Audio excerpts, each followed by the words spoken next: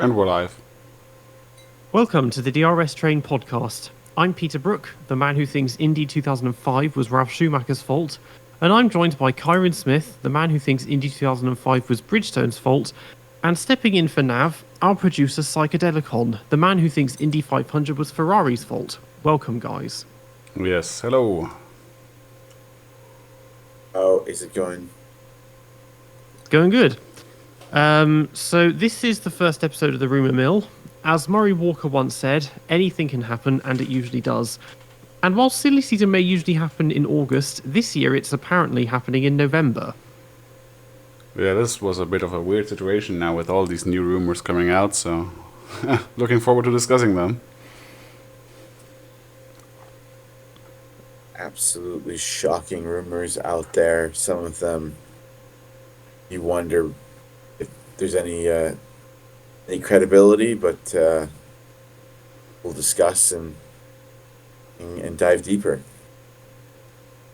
So it originally looked, by the summer at least, that most seats had been sorted for next year and that we were going to have an essentially unchanged driver lineup, because even now the only seat that isn't confirmed is the second seat at Williams, and Williams themselves seem to be taking a long time to decide if they're going to keep Logan Sargent. But in the aftermath of the Mexican Grand Prix, and particularly Checo Perez's performance, there have been a lot of interesting rumours that came out within hours of the race about certain drivers moving around and switching to other teams both next year and the year after that. So we've got quite a few of those to get through. It's just shocking to me that these rumors have been so delayed in many ways. We usually get through this portion of the season much earlier. But the rumors this year are particularly interesting because, in one way, as fantastic as they are, there's some credibility behind some of the claims. And there's also there's a multifaceted element to this, in that some of these rumors now seem to have been planted by certain people to serve their agendas. It's just F1, isn't it? It's always like this. One has their own agenda. These rumors seem to be quite interconnected this time. We'll be starting out with Red Bull to get right to the meat and potatoes, but we'll have the other half of the meat and potatoes, so I guess that's the potatoes, near the end with Aston Martin. So we're just not going to jump right from Red Bull to Aston, but we're actually just going to start with Red Bull. Well, where to start?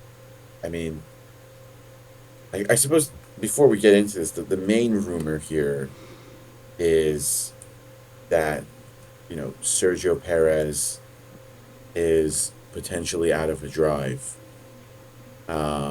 concerning his seat in 2024. Can we all agree on that? Yeah, he's definitely at risk. Yeah, I mean, he keeps on paper, he does have a contract for next year, and he keeps insisting he'll be there. And even Helmut Marko seems to be saying that as well. But realistically, it doesn't look like it's going to be that way. Yeah, Nick De Vries had a contract, so we all saw how that worked out. I mean, there's the thing: everyone has a contract next year, but as we've seen, they can just be broken if you really have to. But this, I mean, there's been obviously he's been underperforming pretty much the entire year, and it's just getting worse and worse. And it's got to the point now where his participation in the team is essentially meaningless, because Max has single-handedly got them the driver's title and is about to get them the constructor's title as well. Yeah. So he doesn't even need to be there anymore. Yeah, I think Max can win the constructor's title at Brazil already, if I remember correctly. I think I did the calculation a few weeks back, and I think Brazil is where he can take it all by himself. Yeah. Which would not be the first time, but it's still relatively rare that one driver does that. Yeah. It's a colossal points gap between the two. And what's interesting is that Perez has denied, at the last race in Mexico, he denied that anything has happened. He didn't look like someone who had accepted his fate. Instead, he kind of deflected and said, I have a contract. for 2024. He seemed almost a bit feisty. I don't think they've told him yet. It doesn't seem that way. I But mean, there are all these rumors. Go ahead. I mean, I would assume they would have told him, but the way that I would interpret it, and the way that I already also put it on the slideshow, is that his retirement would have probably been announced at the Mexican Grand Prix, but with the DNF, it just would have probably been too tragic, and they just postponed it. Like, because we got these little clips of him on the pit wall being consoled by the other guys, by Helmut Marko and Christian Horner, and then we got that other shot of him in the car like close to tears, and he just seemed like the kind of guy who, I think you said this in the last episode of the podcast as well. He seemed like the kind of driver who knows that this is the last chance for him to win the Mexican Grand Prix or to even compete in it. So it was very Massa Brazil 2016. Him just kind of parading around the circuit, even though that ended up not being Massa's retirement race because he stayed for another year. He really was milking it, and I get it's his home race to announce a retirement, but it's not like he's like a multiple world champion. Like, he spent 10 years in the midfield and then he's been put in a front running car and has crumbled. Like, it's not the kind of send off that you would give to drivers like Vettel or Schumacher or whatever. The thing is that I agree. It did seem he was desperate to win last weekend because it may be his last chance. But would they really postpone something like that because he retired? I think maybe they did. It's a good hypothesis. I think the question is who replaces him. I mean, are there really viable alternatives at this point? The reason I say that is I don't think his performance merits another year. But Helmut Marko has just come out and said that he believes that the Fernando Alonso rumors are planted by Fernando Alonso. He would not say that if they were going to sign him. I mean, to me, the comments that came out today before our podcast by Helmut Marko rule out one of the potential candidates that many people believed would be heading to replace Sergio. So it comes down to Daniel Ricciardo and Yuki Tsunoda, possibly Liam Lawson in my eyes. And of those three, I'm not sure any of those would immediately do a better job other than maybe Daniel because he has familiarity with the team. So it's not as straightforward a decision perhaps as we think, even though I still subscribe to my opinion of last week that he was driving like someone who knew this was his last Mexican Grand Prix. But the signs aren't fully clear yet. we could make a case for each one of them, but Lawson's probably the most tricky one to make a case for because he's only had those few races, so I don't see him at like a main team like Red Bull for now. He's just going to be the AlphaTauri driver, but if he might get that seat next year if Perez does end up being fired. Hopefully he gets that seat next year already, considering he did turn down, I think, Williams it was. But there's an interesting case to be made for both Ricciardo and Tsunoda. I don't think either of them really deserve to get that seat right now. Ricciardo, we know, can perform relatively reliably alongside Max Verstappen, but I don't think he'd be much happier now not defeating him than he was in 2018. For Tsunoda, the case is different because Tsunoda, I don't think Tsunoda deserves the seat, but that might just be why Tsunoda could be the best candidate. Because think of it like this: if Tsunoda gets that seat and he knows he doesn't deserve it, he was surprised that he got the contract for 2022, and then he was surprised they took him on for 2023 because he thought himself that he underperformed and that he didn't necessarily merit a contract extension. He would be hell of a grateful driver to get that Red Bull seat, and he'd just be giving it everything and be ready to play whatever role they want him to play. Would he be doing better than Perez?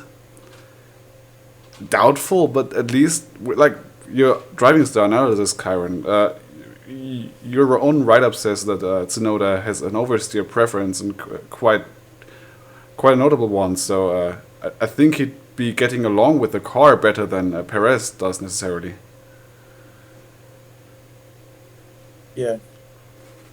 Problem with that is that Max is a bit good, so he can be as in tune with the car as he wants. If he's turning into people before the apex, as we discussed last episode, and he's making unforced errors, he'll be demolished. For sure. I mean, of the three, Ricardo is the most logical choice because he's a known quantity to Red Bull, because obviously he drove for them for several years. He was their lead driver before Max. Has a huge amount of experience. He's raced alongside Max, so they get on, they understand each other.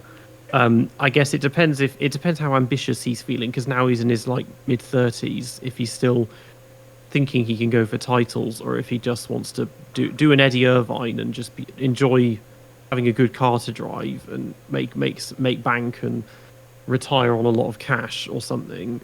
But the other two, Lawson, if you put Lawson in the seat, it's going to be exactly the same as Gasly and Albon. Just too inexperienced, and it's just not going to get anything done. He's going to crumble next to Max under the pressure. No. Tsunoda, interestingly enough, I can picture it being similar to Perez at McLaren in 2013. Of now he's got his chance, he's in a good car, and he's just driving very erratically and probably running into his teammate more than he should be.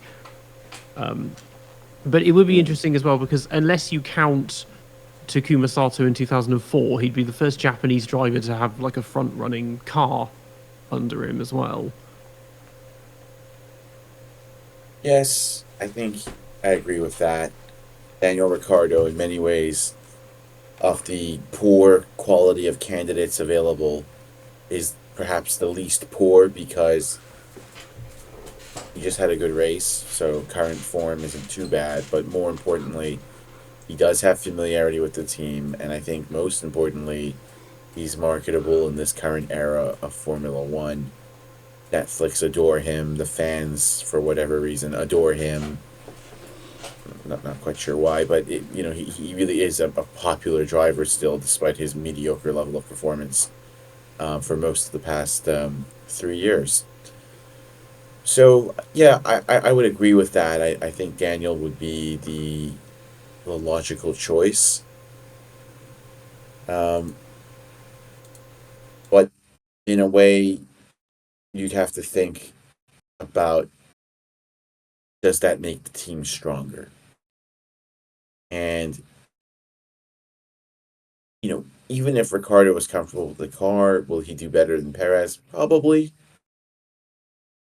But people are basing this off Max Verstappen being at the same level as he was in 2018.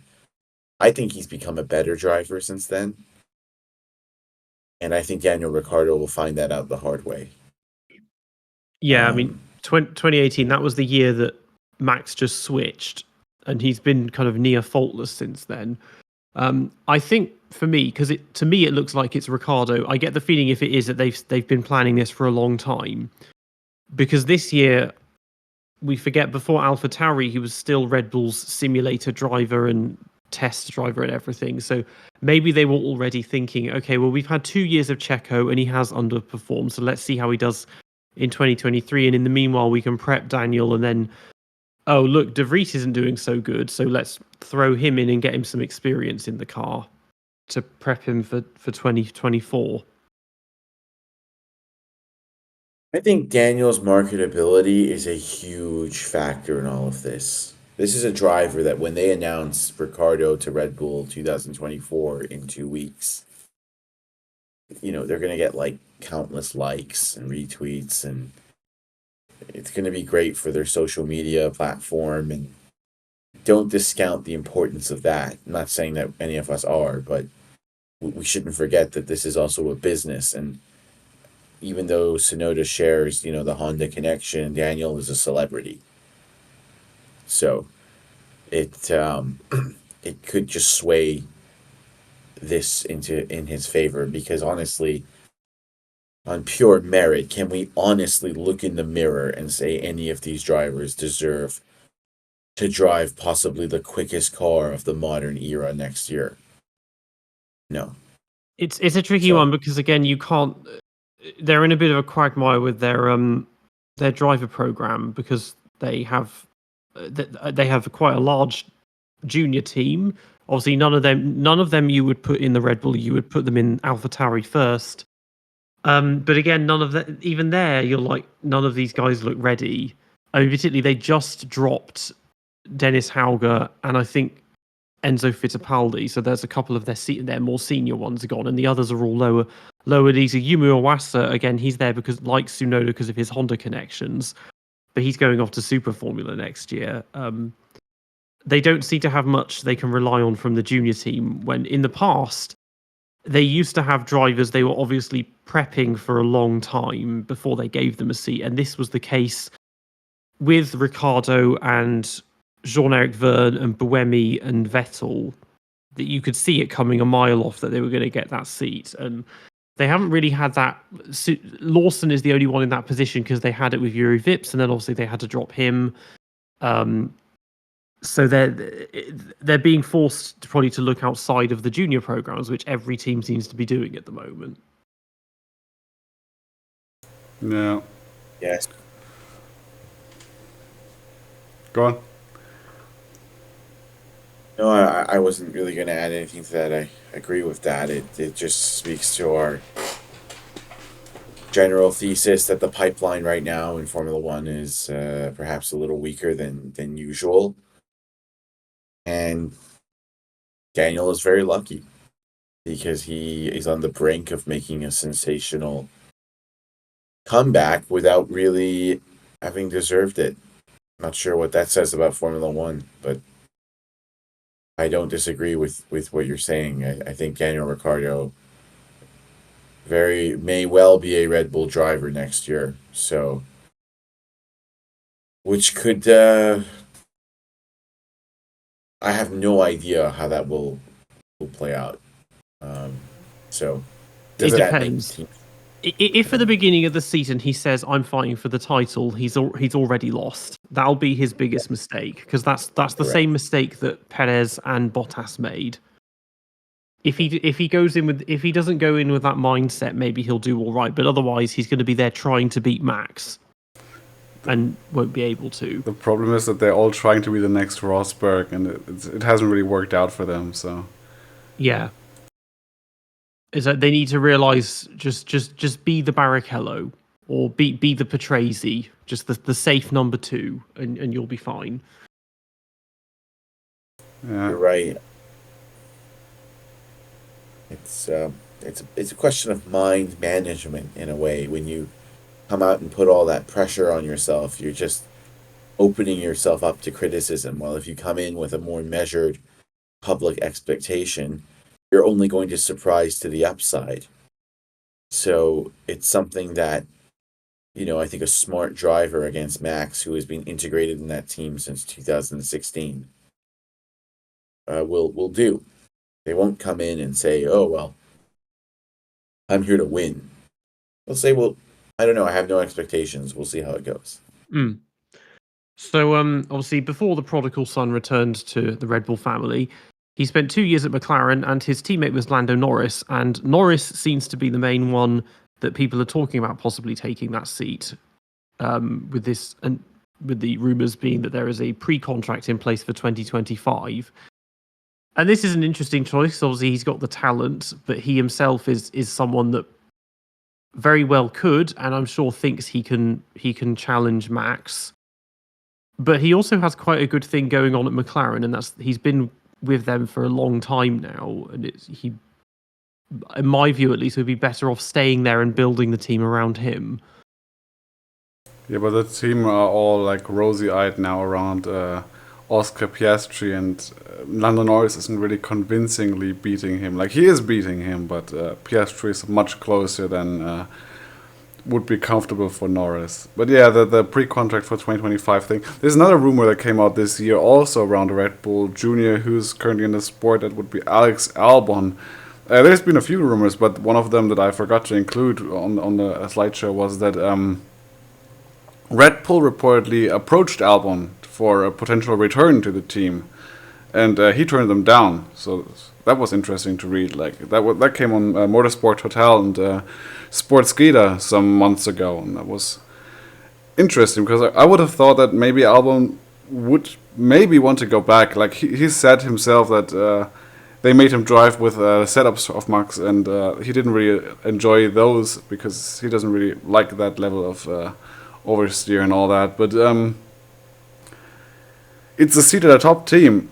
If he wants to ever challenge for a title, it's a good place to be. But I guess he's currently just happier being at Williams, and well, we'll get to where he's rumored to be going next. But yeah, that's one to have mentioned.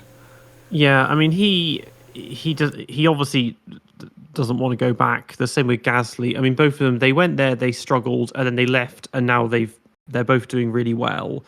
So there'd be no reason to go back into that thinking it's going to be any different.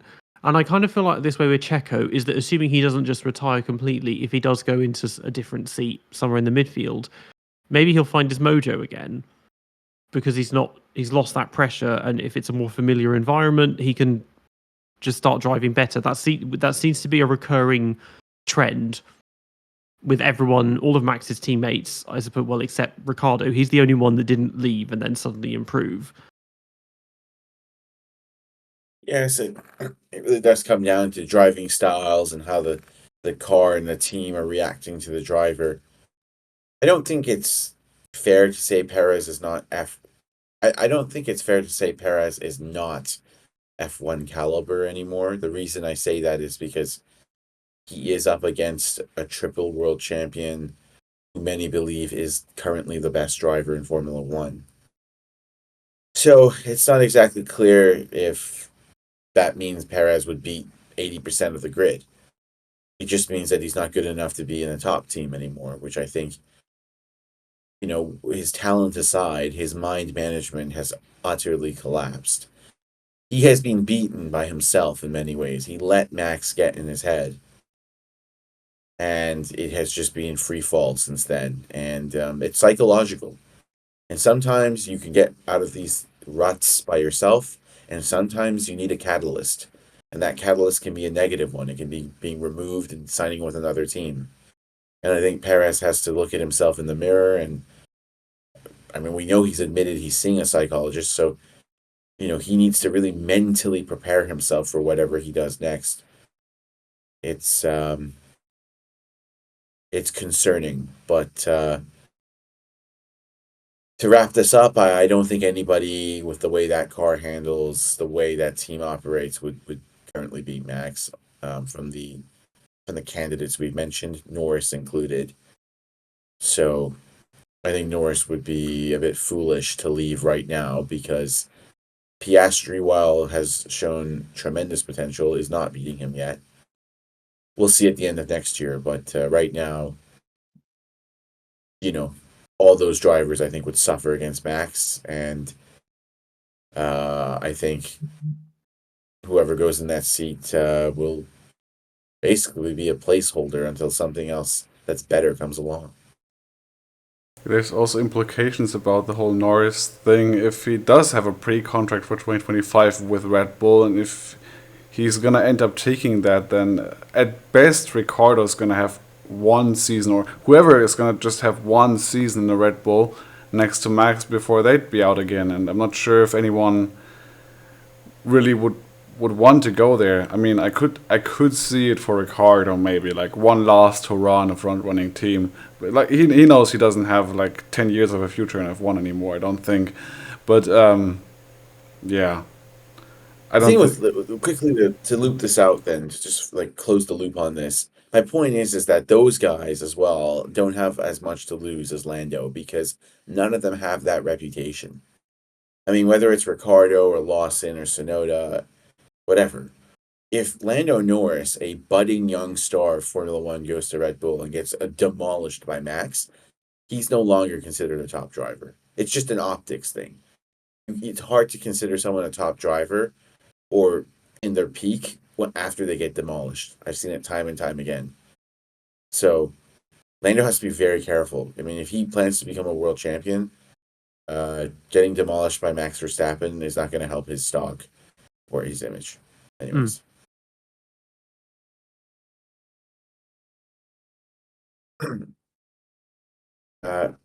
In other news, I think a certain Italian team has also had some rumors around them. the second best Spanish driver in Formula One, Carlos Sainz. Well, I'm just joking. Some people may think otherwise, but Carlos Sainz is supposedly rumored to leave Maranello after next year. What do we think about that? Is it like, why on earth would he do that? I mean, my first question with this is, and go where exactly? I get that this is 2 years away, but still, I don't know of anywhere else that's opening up, because he's riding on a high at the moment. He's not going to want to take a downgrade. He's either going to want to go to Mercedes or Red Bull, you would think. He's not going to leave Ferrari to go to Alfa Romeo or Audi or whatever they're going to be. I mean, the rumor was that Audi are looking to sign him, and that he might be moving over to them. But if Audi, like, we're gonna get to that later, but if Audi is not gonna happen, then there's no real place for Sainz to go. Like, back to McLaren, I guess if Norris goes to Red Bull, then Sainz to McLaren could work. But why would he want to go back? Because he's clearly like, I mean, he's in. It's a good situation in Ferrari. I mean, I don't normally say that. It's usually most people are wasting their time there. Maybe he's better at dealing with Ferrari being Ferrari than Leclerc is. But I would just assume, first of all, Mercedes, they're locked in with Hamilton and Russell, and then after them, they've got Kimi Antonelli and Paul Aron and Frederick Vesti in the works behind that. And then Red Bull, it's like, okay, you've been Max's teammate for a year and a bit. Obviously, very different circumstances, both rookies, both very young. But it's like, do you want to go there again and become the number 2? Because again, he's a driver that would go in there thinking, I'm going for the title against them. It's like, for the time being, you may as well stay. There's nowhere better to go other than potentially McLaren if Lando does go there and they can keep riding on this high. But then by that point, that's going to be Piastri's 3rd season. He'll have probably improved significantly over where he is already as a rookie. Yeah, there's just, I don't know where he would go. I agree. And I think that this is someone who is on the brink of beating Charles Leclerc 2 out of the last 3 seasons. He fancies his chances just as much as Charles does of winning a title at Ferrari if Ferrari produce a quick car. And any move outside of Red Bull would honestly be a sideways move for Carlos. And I think he knows that. I think the all this calamity with Audi, whether they're coming into F1 or not, that further reinforces the notion that this is truly a rumor. There's nothing concrete here. There's nothing logical here, in my opinion. Sainz, I don't believe, has commented on this. So, why would he leave exactly? I mean, it goes back to what we asked. He's beating Leclerc. He was expected to be thrashed, wasn't he? And he's proven to be the more consistent performer over 3 years. Yeah, Leclerc should have wiped the floor with him in 2021, but that didn't really happen. I mean, Leclerc was a bit unlucky, but even if you luck correct 2021, he still barely beats Sainz in the standings. I think it's like 10 or 15 points that he beats him by. I think the one of the issues that Sainz sees is that with the current Ferrari leadership, they're not willing to commit to one lead driver. And so he's always going to be like shared number 1, and the car is always going to be somewhere in between them. And it's just not a very ideal situation for him. And he can perform well there. He can win races there, but he's not trying to just win races, is he? I mean, when they're back at the front, then they will go into the one lead driver format. But for the time being, they may as well keep the drivers equal, because they're not fighting for the champion. They can't fight for the championship anymore this year. But if they come out next year and suddenly have the fastest car, after a few races, they are going to pick a driver who becomes the number 1, because that's how Ferrari operates. And even if they don't pick one, they're just going to force one of the drivers to be the number 2 through sabotage or psychological warfare or whatever. One of their tactics from the past. Correct. I think Sainz also has to think. I mean, if he goes to Red Bull, will he really be the number one there? If he goes to Mercedes and Hamilton is there, I mean, would he really be the number one there? And at McLaren, he'll go into a team that his teammate has more experience than he does at the team. So, like I said, it just seems like sideways moves to me at this point. Maybe the Red Bull option because that's such a quick car, but realistically, do we think Sainz could beat Verstappen? No. I mean, So Aston Martin is a possibility because he was there as their. No, wait, they're not Renault. Alpine is what I meant. Not. I was going to say he was there Aston chatting with his friend Fernando Alonso. That's what. Yeah, no. I was thinking. I was thinking. Oh, they used to be Renault. And I was like, no, they weren't Renault. Them and I get them and Alpine mixed up because every 2 years they're a new team. No, Alpine is where he would go if he wanted familiarity. But that's kind of a rudderless ship at the moment that's just kind of floating around aimlessly. And that probably wouldn't happen. Yeah. Aston Alpine's Martin's a bit like if the Titanic hadn't sunk, but it was stuck between like an iceberg, and it's just sort of there. Or if there were enough lifeboats, everyone just abandoned ship and now it's just floating in the currents in the ocean as a ghost ship, exactly. with no one leading it, not knowing where it's going or how to get there. The flying Frenchman. Exactly. So it's stuck on French territorial waters, but Yeah. My condolences. But yeah, as you were saying, I agree with you there. So I think you could pick almost at this point because there's nowhere obvious to go. You could probably make a case for literally any team. It's like, oh, you could go here or whatever because there's like, well, the world's his oyster in one sense because it's like, well, just pick a team because you might have nowhere to go if he leaves Ferrari. I mean, the seats are so limited because the grid being small and a lot of teams not seeming to want to commit to left of field picks or out of left field picks and being interesting, they just keep re-signing drivers no matter how boring or average they are. I mean, the big rumor was that he was headed to Audi, so I guess he's just hoping that Audi is actually going to happen. But if that's not going to happen, I don't think he's even going to depart Ferrari, to be honest. I think he's just going to stay there if Audi is like... Unless Toyota want him, but that's an interesting one to contemplate. But we can talk about Toyota some more later. But, yeah. You see, this rumor would have more credibility if there was a definite project. And, if Toyota are, like, confirmed and they have their base and they offer him the number one driver position with a mega salary, maybe. But because, as we both all mentioned here, Audi rumors are a bit flimsy at the moment, I'm not ready to jump on this yet until I see a concrete entry, a concrete plan, definitive confirmation of who's going to be partnering with Sauber and whatnot. So it's just too early stage. It's at a venture stage. The rumor is at an early stage for me to think, well, this is credible. If I were Sainz, I'd be thinking, why on earth would I leave when there's nothing on the other side? So I mean, for the time being, him and Leclerc, they're better off just stay at Ferrari, continue to do your best impressions of Jean Alesi and Gerhard Berger, and then maybe wait for Max to move to Ferrari and he can drag over Horner and Newey and everyone and build his dream team and bring Ferrari back to glory or something. Wow. Yeah, I hadn't thought about that. If you think of Formula One operating on 30-year cycles where it just repeats itself, then that's how it would go.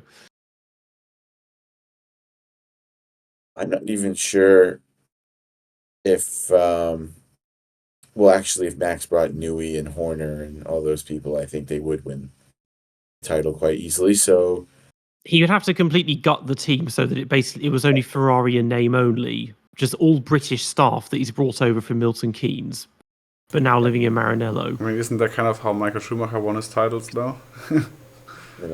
Yeah, pretty Yeah, much. I mean, Yeah. So it's definitely possible. yes, I've met some. I've met some. I used to live in Italy when I was younger, and I met some hardcore Italian Ferrari fans over the years who actually don't like the Michael Schumacher era. And I asked them, how could you not? And they say, because it wasn't Italian. It didn't feel Italian. It felt cold. And I'm shocked by that, but it's true, because apart from Paolo Martinelli, who was really Italian on, that team that dominated? Nobody. Yeah, So, the dream team were British, German, and French. for the most part, Yeah. yes. So I mean, Binotto was already working with them back then, I think, in the engine department, wasn't he he? was a junior engineer, though. He wasn't key at Yeah. all. He was No. very, very junior. Aldo Luca. Costa was. Yeah. Luca Badoer was testing. If that counts, that's something at least. Yeah, that's something. But yeah, not really much of an Italian team otherwise. No, no, it really wasn't. And if you think about what it was like pre 1996 or 95 with Cesare Fioro as the boss, the quote unquote spaghetti management, Jean Alesi of Sicilian descent, a Frenchman of Sicilian descent. I mean, it was just what that team was just, very, very disorganized. And It was too Italian. It went from being too Italian to not Italian enough. exactly. Exactly. So in a way, it's still yet to be seen if Italy can win with, an Italian majority senior management in the team. And anyway, Sainz seems to be able to maneuver the politics well enough. He'll be assessing the situation. These drivers aren't complete idiots. If they see a team is headed in the right direction, they'll stay put. And if they see inside that the team is going down the wrong direction, they'll jump ship. I think for now, Ferrari is pretty even with Mercedes and McLaren. We'll see what happens next year. But for now, it just wouldn't make any sense for Sainz to commit, especially since he's on the brink of beating Leclerc. Again, 2 out of 3 seasons they've been teammates. A very commendable achievement. Obviously, we've been talking about where would Sainz go, but of course, if he leaves, that does leave a vacancy at Ferrari. And the next rumor is that it seems to be Alex Albon is their main candidate to replace him there, alongside Leclerc. Yeah, I would have hoped that it would be Giovinazzi, but I haven't heard anything about Giovinazzi being in contention there. He's just going to be driving for them in the endurance championships or more. But Albon at Ferrari. I guess if Albon's going to go anywhere, Ferrari might as well go to Ferrari. But has Albon proven to be worthy of such a seat? Like he doesn't really have any benchmarks currently, does he? Yeah, that's the thing. Like he's beaten Logan in every qualifying race, possibly every session in the season. But Logan is obviously underperforming. But for him, it's like, yeah, I mean, it depends on the maybe if they have a better car and Leclerc is then the undisputed number one, he can come in and play the number two if he wants. But Leclerc is just he's just flatlining now, and as I mentioned before, he's turning into Jean Alesi, and it's not. It's difficult to measure him until you put someone decent in the seat. Maybe in a year of Franco Colapinto, who's moving up to Formula 2, if he gets the seat at Williams and Albon's still there and shows him up, that will reveal a lot. So I think those are good points. And ultimately, I agree, Albon, not necessarily a clear option. But what I would be concerned about with the Albon choice is, if you look at his track record, this is someone who tends to suffer in high pressure environments. I mean, some of the radio messages that came out of his Red Bull stint were pathetic. We can even look like, why are they racing me so hard? It almost sounds like he was crying on the radio at times. This is a soft-spoken individual that would be going into the ultimate pressure cooker in Formula One with relentless politics, unbelievable treachery, even among the management towards each other. A team where every single thing you do is going to be published by the Italian media and criticized. And I'm not sure he could handle that, and he's a good character fit for that. Ferrari does not favor soft-spoken, passive drivers. Unless you're as, ice cool in the head as a certain driver who won the championship with them. Passiveness does not go with Ferrari. This is a chess match the moment you enter Maranello, and I'm not sure Albon is ready for it. Yeah, they like passion, or if not passion, eccentricity. And he doesn't really have either of those. And again, like, either you have a humongous amount of talent, or you need to play the political game to get what you want in that team. And I think that's what people underestimate. The political skills in Ferrari can go a long way, but they come at a cost. It's a double-edged sword, but if you don't do anything in the political front there, you have to be blisteringly quick. And I don't know if Albon can overcome that. And I don't think Albon, again, he seems soft as an individual, He just seems like a soft-spoken person. He's just this ordinary bloke from North London. Doesn't really read as like Ferrari driver to me. Agreed. Yeah, he's just too much of a nice guy. I think he should stay at Williams. At Williams, he can help them rebuild. They have good management now. They're moving in the right direction. That car is not half bad this year. It's only like quarter bad or something. I don't know. But yeah, he should just stay where he is and like plan long term with Williams. That's gonna do him the most good, I think, because Ferrari, that's just. Ferrari's a no-go, Red Bull's a no-go, McLaren, do I see it? I don't really see it. If McLaren are going to take on anyone, it's probably not going to be Albon. Who else is there? Mercedes are set. They're, like, Lewis Hamilton is not really looking to retire just now. He sees what Alonso is still doing, and he's just going to want to keep going.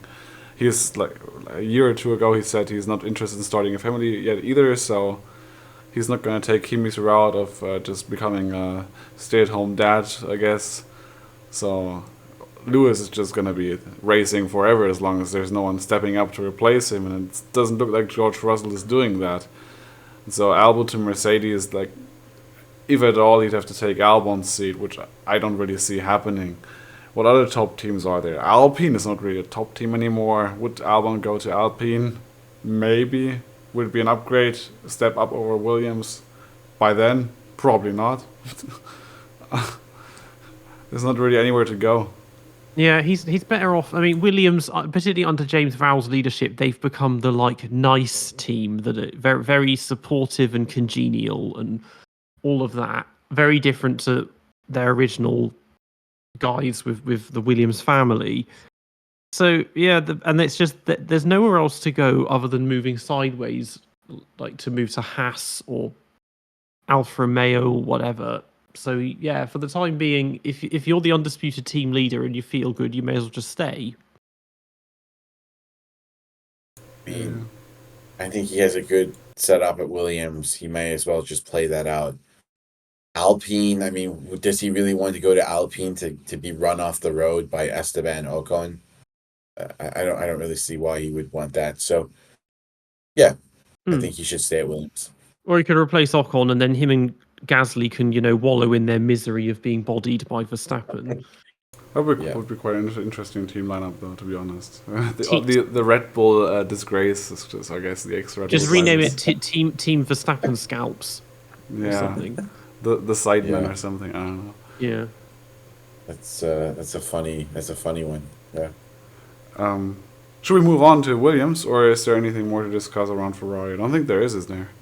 No. I think we covered everything. There's not that much to cover about Williams either. So what I have is, there's only one that I really heard because, of course, the Schumacher one is not really a rumor. He openly said that Schumacher is not an option.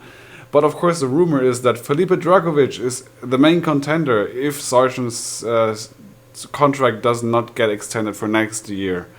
And I mean, the rumor around that was that Sargent had been given like a target to reach in terms of a performance target, and maybe that was scoring points, and he did that now, although he didn't entirely do it on merit, but maybe they're satisfied now. I mean, they are really supportive of him, it seems, but on what you said about that just a minute ago also, Jost Capito was also such a nice guy, team principal, so Williams have been quite soft for quite a while already, so...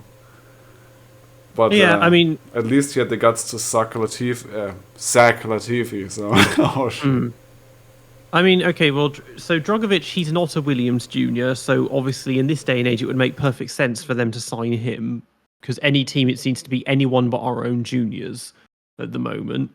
But also, he's an Aston Martin junior, sort of. I mean, development driver. I mean, there's him and... Well, it's just him, isn't it, I think? Him and like Jess Hawkins are the only like development or juniors at Aston Martin. That seems like I mean, we'll get to Aston Martin, but that seems like at the moment that's a dead end for now. But the Sargent seat, you could put anyone in that. I mean, it's been the least desired seat in Formula One for the past 5 or 6 years now. But it's still a seat.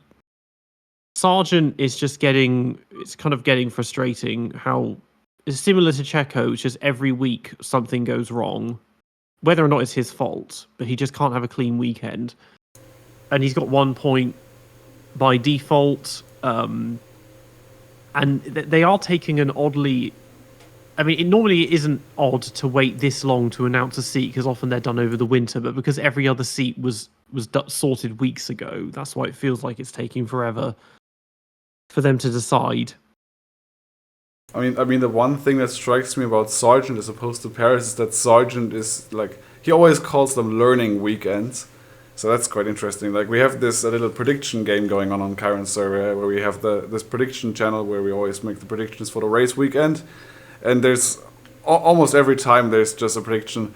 Sargent is gonna have another learning day, and that's what he has, but at least he's honest about it. But Paris, on the other hand, he's just in constant denial. Like, okay, he's admitted that he's had a bit of a slump of performance, but he always says he's going to be back next weekend, he's going to be stronger, and he's back to form, and then he's just out in Q1 again. Not ideal for him. Yeah, when he says I'm back, he means I'm at the back of the grid. Right. Pretty much. Yes, I mean, Sargent has been underwhelming and probably does not deserve a contract extension, if I'm being frank, but he's American. They want an American driver. Drugovich, I mean, is he really setting the world on fire? Probably better than Sargent, but that's not really saying much, is it? So,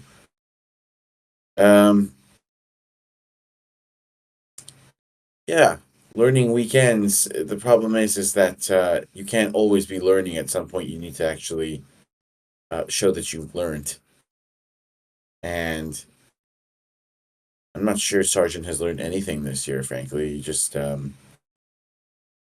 he's just not that good, is he? He's just not good enough. There hasn't been any real measurable improvement across the season, that's the thing. Even as the car has obviously gotten better, he's stayed basically the same. Yes, and the gap between him and Albon hasn't closed either.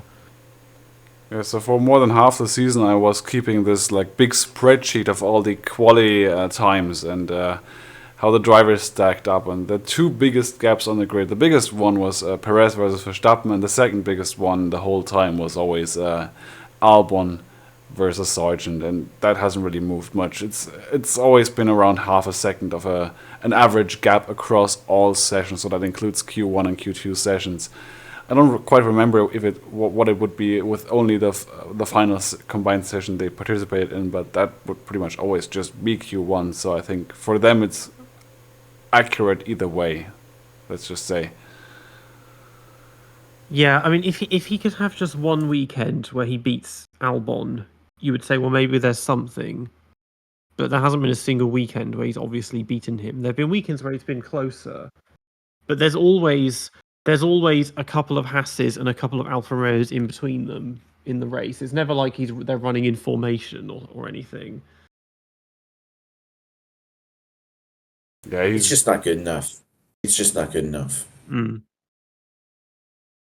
And I mean, Drogovic himself, he was very good in Formula 2. I mean, obviously, he at the time he wasn't a junior for anyone, and then he got this Aston Martin gig, maybe just to keep him occupied. But they haven't been particularly proactive with him as a reserve or as a junior in the same way that Alpine. That's one thing about Alpine. They are very proactive with their juniors. They gave Piastri a lot of testing, which probably backfired in the end. And they're investing a lot in Jack Doohan. Aston Martin, they're doing something, but not quite so much. But the momentum drops very quickly, and the moment's kind of gone to have a whole year out of it, and then try and get this. Particularly because Williams, again, they have their own juniors to consider, none of whom are ready yet, but they will be very soon for an F1 seat. Yeah. I just don't see this pipeline as anything exciting. I mean, how good is Felipe Drugovich? I mean, do we think this is the next Max Verstappen? No. no. So, not really sure why anyone would be rushing to get him into a seat when Sargent is American. You know, and again, like Sargent's American nationality is important for the sport. They've said it. Liberty Media has come out and said, we want an American driver. We want total control of the largest, I think it's the second largest economy in the world now. But anyways, one of the largest economies in the world. So, you know, Americans respond well to people who speak like them and all that. So they want a guy who's like that hometown American kid that like beats the world underdog story. And for some bizarre and imbecilic reason, they thought Logan Sargent could be that person. I don't even know what to say to that, but you know, that's what it is. People want that. Drive to Survive wants that. I think Sargent, honestly, until somebody really good comes along, I don't think he's going to be replaced. Either it'll be by a fellow American, but I doubt somebody like Felipe Drugovich would be the one that replaces him. I could be completely wrong, but that's how I read the situation. It's part marketing, part merit. I mean, in terms of Americans, there's Jack Crawford in Formula 2. He's a Red Bull junior, I think, unless he's one of the ones that got dropped. I can't remember. But he'd be looking at Red Bull, but there's so many of them, he's probably never going to get a seat in Formula 1. And then behind him, there's Kalen Frederick in Formula 3. He's not a junior anywhere, but also his results are completely average.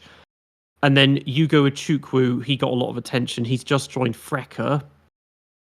So a few years down the pipeline, he could be an option. Also African American, so that would be a bit of a landmark as well. Yeah. But yeah, there's not. There are more Americans in the pipeline than normal, but still not that many, and not many that are setting the world on fire. Because even like Scott Speed was meant to be the next big thing, and then that crashed and burned. Yes, it did. Yeah. I mean, have any Americans really done all that well in F1 after like Andretti and Dan Gurney? I'm hard pressed to remember any. Michael Andretti did. How well did he do? He got one. He was Senna's teammate. He got one podium, and then he decided to leave because he was like, "This is not working. I prefer IndyCar." Eddie Cheever was all right. Stefan Johansson, does he count? Hill. Stefan Johansson, Phil. Yeah, I mean Phil Hill. That was in the 60s, but he's probably the worst champion in Formula 1, but still a champion. Yep. And then we've had, and in the past 30 years, we've had Scott Speed and Alex Rossi. Domestically very good drivers, but just not form. I mean, Alex Rossi, if he'd been in a seat other than with Marussia, maybe he could have been better. But yeah, there's been a huge lack of Americans in the past 30 years. Before that, there used to be quite a few. but it's I think it is difficult to adjust because it's kind of the racing culture in Europe is quite separate from America, and I think it's difficult.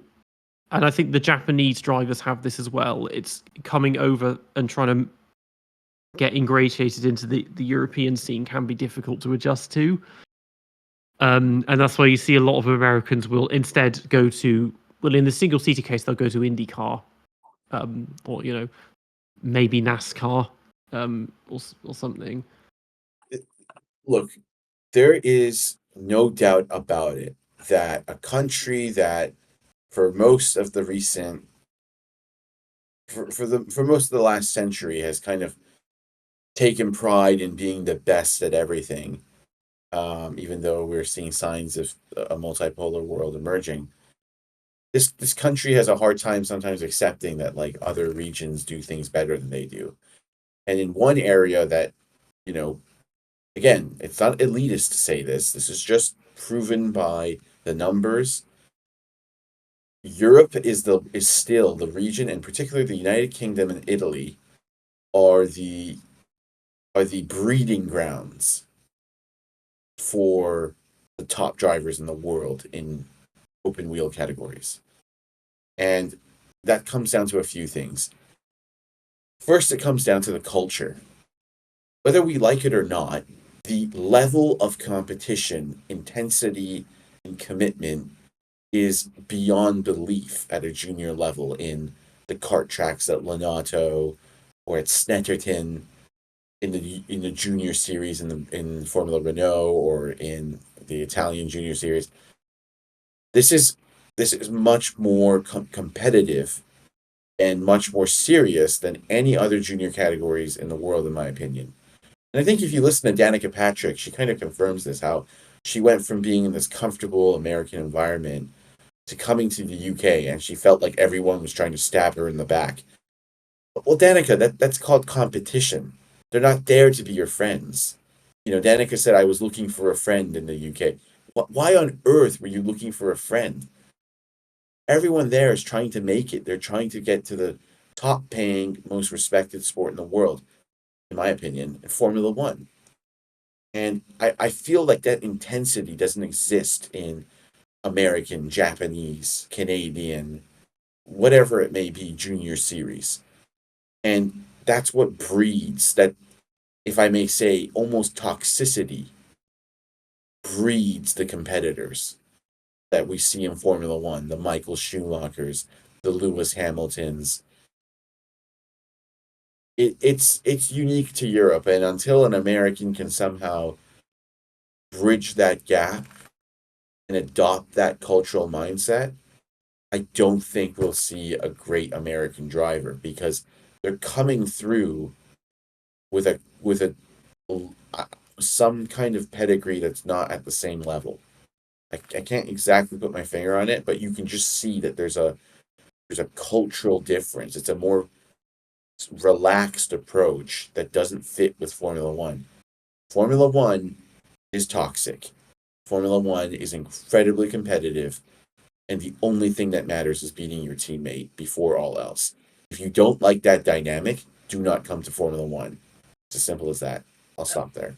I think in terms of racing cultures in different regions, America, it lacks kind of the finesse of Europe in terms of the driving and just the engineering side, because this is somewhere, America, you've got IndyCar, NASCAR, and then you've got things like drag racing and demolition derbies. It's all very brash, not nearly as refined in terms of racecraft and engineering. It's rough and tumble kind of things. I mean, oval racing is a death trap. Like, I don't know why anyone still does that.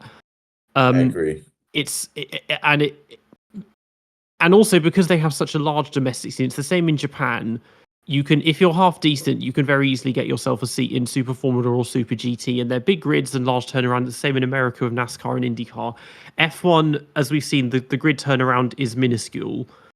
And if you can't do that, if you want to stay in Europe, you're left either doing endurance racing, which has gargantuan grids, or even Formula E. but yeah, America, good domestic scene. I mean, also the thing is that if you want to make it in Europe, you have to move there pretty much immediately. So maybe you could do like NACAM, the North and Central American F4, but then once you've done that, it's time to move to Europe and do FRECA and do it that way. And it's the same in Japan.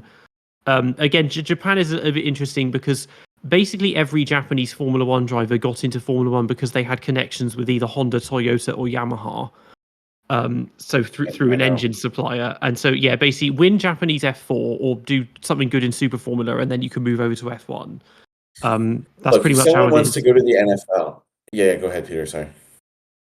Yeah. I was just gonna say because obviously Formula One is a world championship, but it's a European sport. We have to see it that way. Like in my geography video, I mean, I even said this is the thing of the roughly 750 F1 drivers, nearly 600 of them have been from Europe. And in the 1950s, almost every race was in Europe. Almost all of the drivers were European, except for a bunch of Argentinians. And in the geography video as well, I said I described Italy as the heart of Formula One and the UK as the brain. It's always going to have that European bias because all the teams are there. Most of the fan base is in Europe as well, and it's Western countries like Australia and America where most of the non-European drivers come from. And let's remember those Argentines are largely of Italian descent. Yes. Like Fangio. I mean, these are Italians. Let's be honest. Mm. Okay, they have I mean, their flag is Argentina, but these are people with 2 passports. Most of their ancestry comes from southern Italy. Whatever. I think it would shock a lot of people if you told them that there have been almost 40 African Formula One drivers, but all of them are white. They were all from colonial South Africa and Rhodesia, right? As well. Even the Brazilians. Massa has Italian roots. Barrichello has Italian roots. I wouldn't be surprised to find.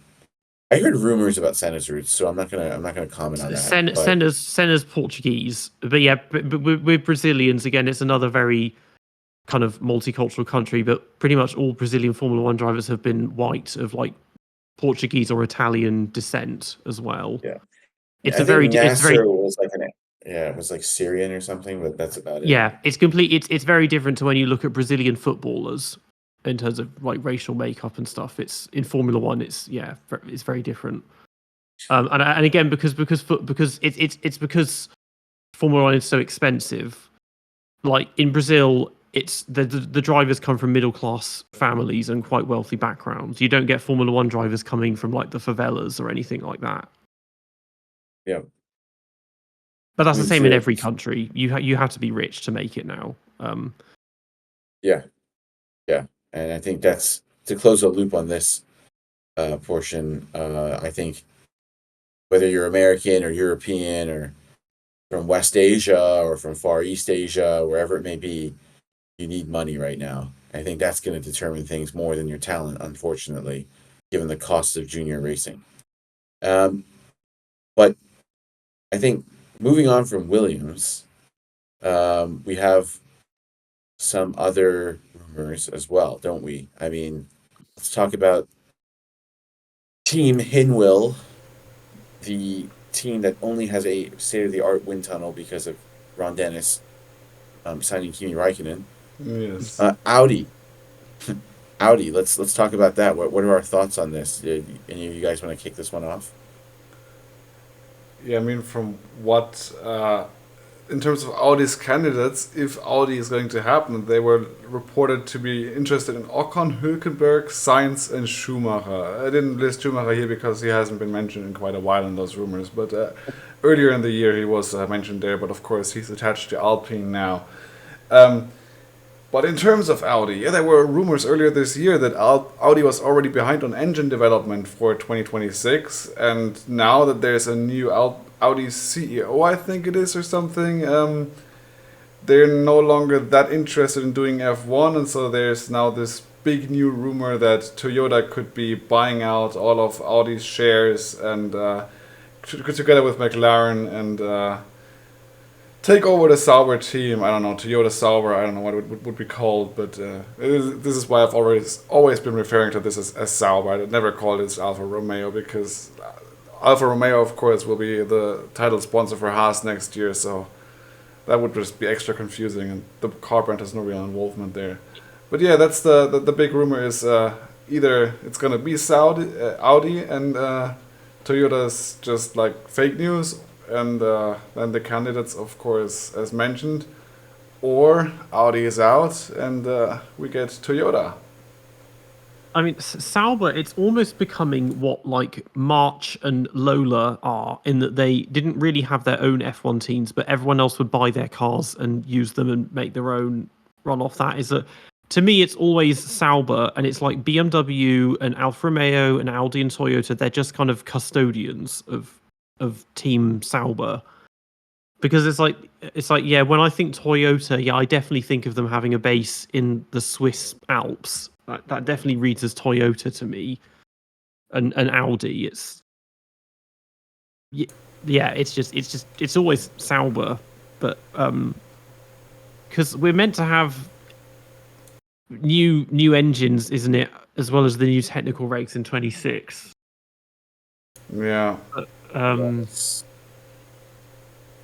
It does look. I mean, the Toyota Sauber thing, particularly with that suddenly adds up when you look at Ryo Hirakawa, because he's someone who's established in Super Formula and Super GT in Japan, and they suddenly sign him as a development driver when he's more than 5 years older than their two main drivers.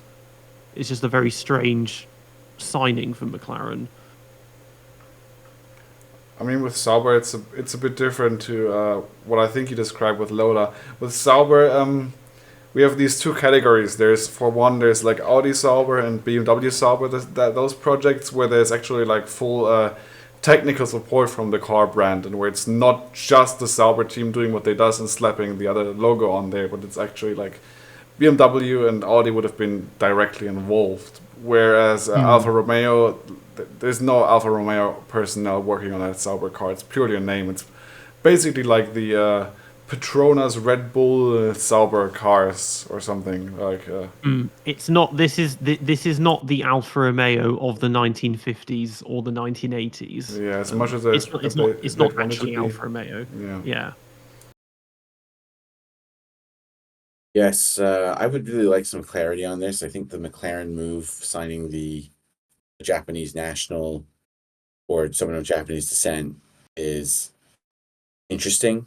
I think it does perhaps point to some kind of joint venture with Toyota. But Audi, not long ago, said that their entry is perfectly timed because of the new rules. So I'd really like to get some clarity from senior management. If anyone in the board of Audi is listening to this, please clarify if you're entering the sport or not, because otherwise these rumors will be endless. Same with Toyota.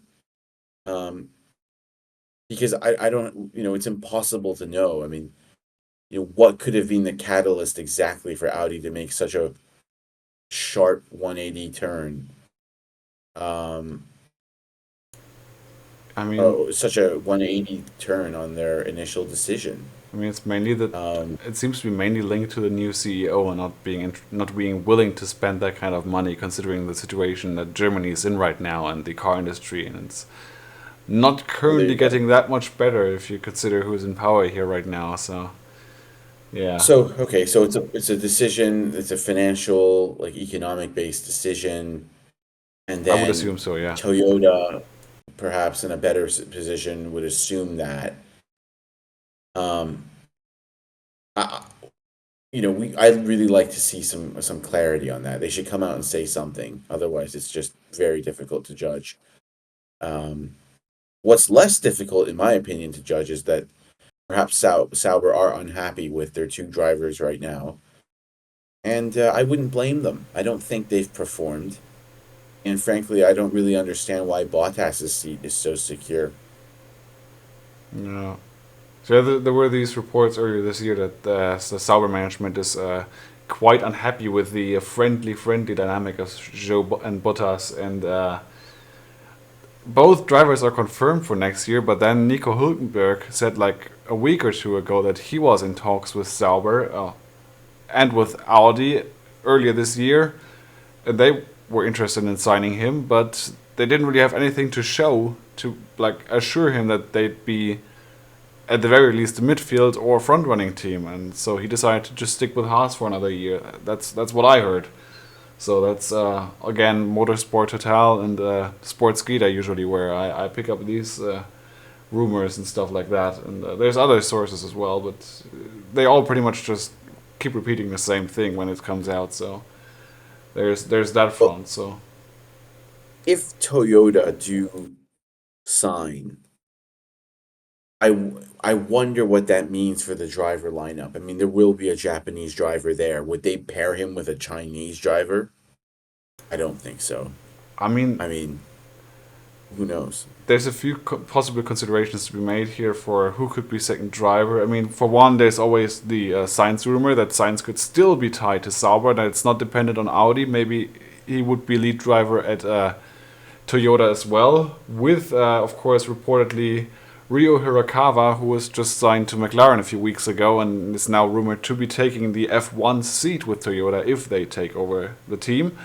Kobayashi as team principal potentially. I mean, we've seen Kobayashi take on a team principal role and a driver role at the same time before. Can I see it in F1? Probably not, but I mean, I'd love to see him back in an actual F1 seat, and if he can be team principal at the same time, well, why the hell not? Of course, the main rumor, while McLaren is involved here, is that Toyota appear to be set to supply McLaren with engines from 2026 onwards, if the rumor is to be believed, that is. But so that's why McLaren seem to be financially supporting the takeover of Sauber for Toyota. But yeah, this is all just up in the air, to be honest. But there have been plenty of reports on this recently, and if it happens, it's going to be quite tasty. I mean, Kobayashi, he wouldn't drive for them as well. I mean, there's no like the F1 teams are so much bigger than the WEC teams, and it's not like F1 2020 where you can create your team and drive for them at the same time. Like when drivers did do that back in the 60s, the teams were tiny, but now it would be too much to try and do. And having been out of F1 for more than 10 years by that point as well, he'd probably be very underwhelming. But him as team principal, that would be great to see. I mean, he obviously he used to drive for Sauber, so he has that connection with them. And again, Ryo Hirakawa, he'd be making his debut in his early 30s, like a certain other Japanese driver did about 15 years ago. Yeah, and it's just if their idea was they wanted to harbor Japanese talent, you would be looking at people like a Yumu Iwasa or Ren Sato or some of the younger ones. You wouldn't be going for guys in their 30s, because even Hulkenberg by then, he's going to be 36, 37. He'll be getting on a bit. I mean, as long as Hülkenberg still gets traded. Sorry, keep going. No, you go ahead. I was just gonna say, as long as Hülkenberg keeps being traded in the driver market, like he's been touted for a Red Bull seat earlier this year, like some commentators suggested they take on Hülkenberg, reportedly been in negotiations with Sauber earlier this year. If he keeps being traded, I don't see a reason for him to stop driving. Like he's done great when he filled in at Force India, no, Racing Point and Aston Martin, and yeah, he should just keep going for it. Like, there's no one stepping up to replace him. I mean, Toyota, they can try Ryo Hirakawa, but there's no assurance that it's gonna turn out any better than last time they tried something like that. And yeah, we all know how that went. So yeah, I mean, for the time being, Hulkenberg, he may as well continue playing the role of his hybrid between Roberto Moreno and Andrea De Cesaris, just driving for every team at once. Yeah. But this is not a particularly, in its current guise, it's not exactly a desirable team, because they're not the slowest, but they're near the back, and there's just nothing. Maybe they are just waiting until they get taken over either by Toyota or Audi or whoever it's going to be, because there's no long-term vision, there's no ambition there. There's just nothing remotely interesting about Sauber at the moment. There's never really been anything interesting about Sauber. That's the problem. I think if a couple of things quickly before we close the loop on this portion of the episode. If Toyota were to take over, they would want a Japanese driver in there. Obviously, they'd want an established star, in my opinion, next to that driver to save face. So that's where Sainz would probably be preferable to someone like Hulkenberg. Sainz is a race winner. He's driven for a top team. They'd have to offer him a massive contract to leave Ferrari, but that could be feasible. Regards to just where Sauber are right now, it really is just, tame. I mean, management don't seem to be that aggressive. The team doesn't seem to be improving, and the drivers are not up to scratch. The drivers are not aggressive enough either. They're both very passive, uninspiring drivers, both of which I don't think should be in Formula One. So, this is a team that exists, but it doesn't exist with necessarily a purpose. And they're going to need some serious changes I think, in management and potentially their driver lineup if they ever really want to better their best result of fourth in the constructors in 2001. So, yeah, Sauber as anonymous as ever, and who knows? Maybe a takeover will change that. Sorry. I was going to say, in the interest of continuity, I like having them around because they've been here for 30 years, but they've always been a team sort of owned by someone in one way or the other. Because initially, they came out running, or whatever the phrase is, when they were connected with Mercedes at the start, and they had like Frentzen and Wendlinger and the Mercedes juniors with them, and then they had Red Bull sponsorship for a bit, and then the BMW phase and Ferrari and all of this. They've always been owned by another team or collaborating in one way. But yeah, they've been around for a long time. So in the interest of continuity, it's nice to keep them there. I miss the privateers and the teams that aren't associated with a manufacturer or a giant, automobile company. I mean, the Arrows, the Jordans, the Saubers, the Stewarts. Those are good for Formula One, but ultimately, if you want to stick around, you have to perform. Yeah. I mean, they can always try signing Mike Crack and Fernando Alonso and just see where that goes, but...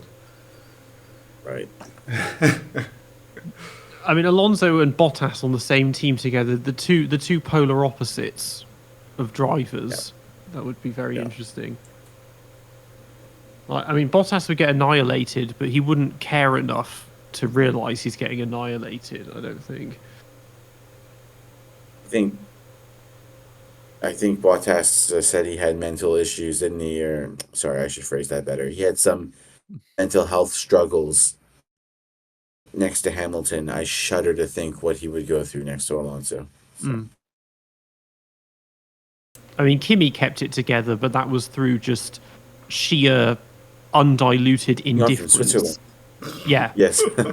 complete indifference was how he coped with being Alonso's teammate. Yeah. I mean, Kimi knew that a lot of it wasn't down to his performance. Like he said about 2009, that his departure had nothing to do with his performance, and with what went down with Santander in 2008 and 2014. I mean, Kimi was just indifferent because he knew it didn't really matter anyway. One of my great regrets as a fan is that guy never got to face Alonso in a car that suited him, because I'm sure there would have been fireworks. Kimi has a lot of pride, and Kimi is not... anybody that watched this guy in the early part of his career, he's a ferocious driver. huge ego on track. Don't think he's such a gentleman. He's a gentleman out of principle, but he wants to destroy the other driver. He wants to win at any cost. We saw that. I mean, even in his first year, Ricardo Zonta complained about Kimi being like over aggressive in Canada, and Kimi doesn't play around. And that season was down to car handling and a rookie race engineer that he didn't like. Bottas now is just a different. First of all, Bottas is the same age Kimi was at Lotus, and Bottas now is completely different. It's not that the car isn't handling as he wants. This is just a tame, passive driver with a deficiency in defensive racecraft.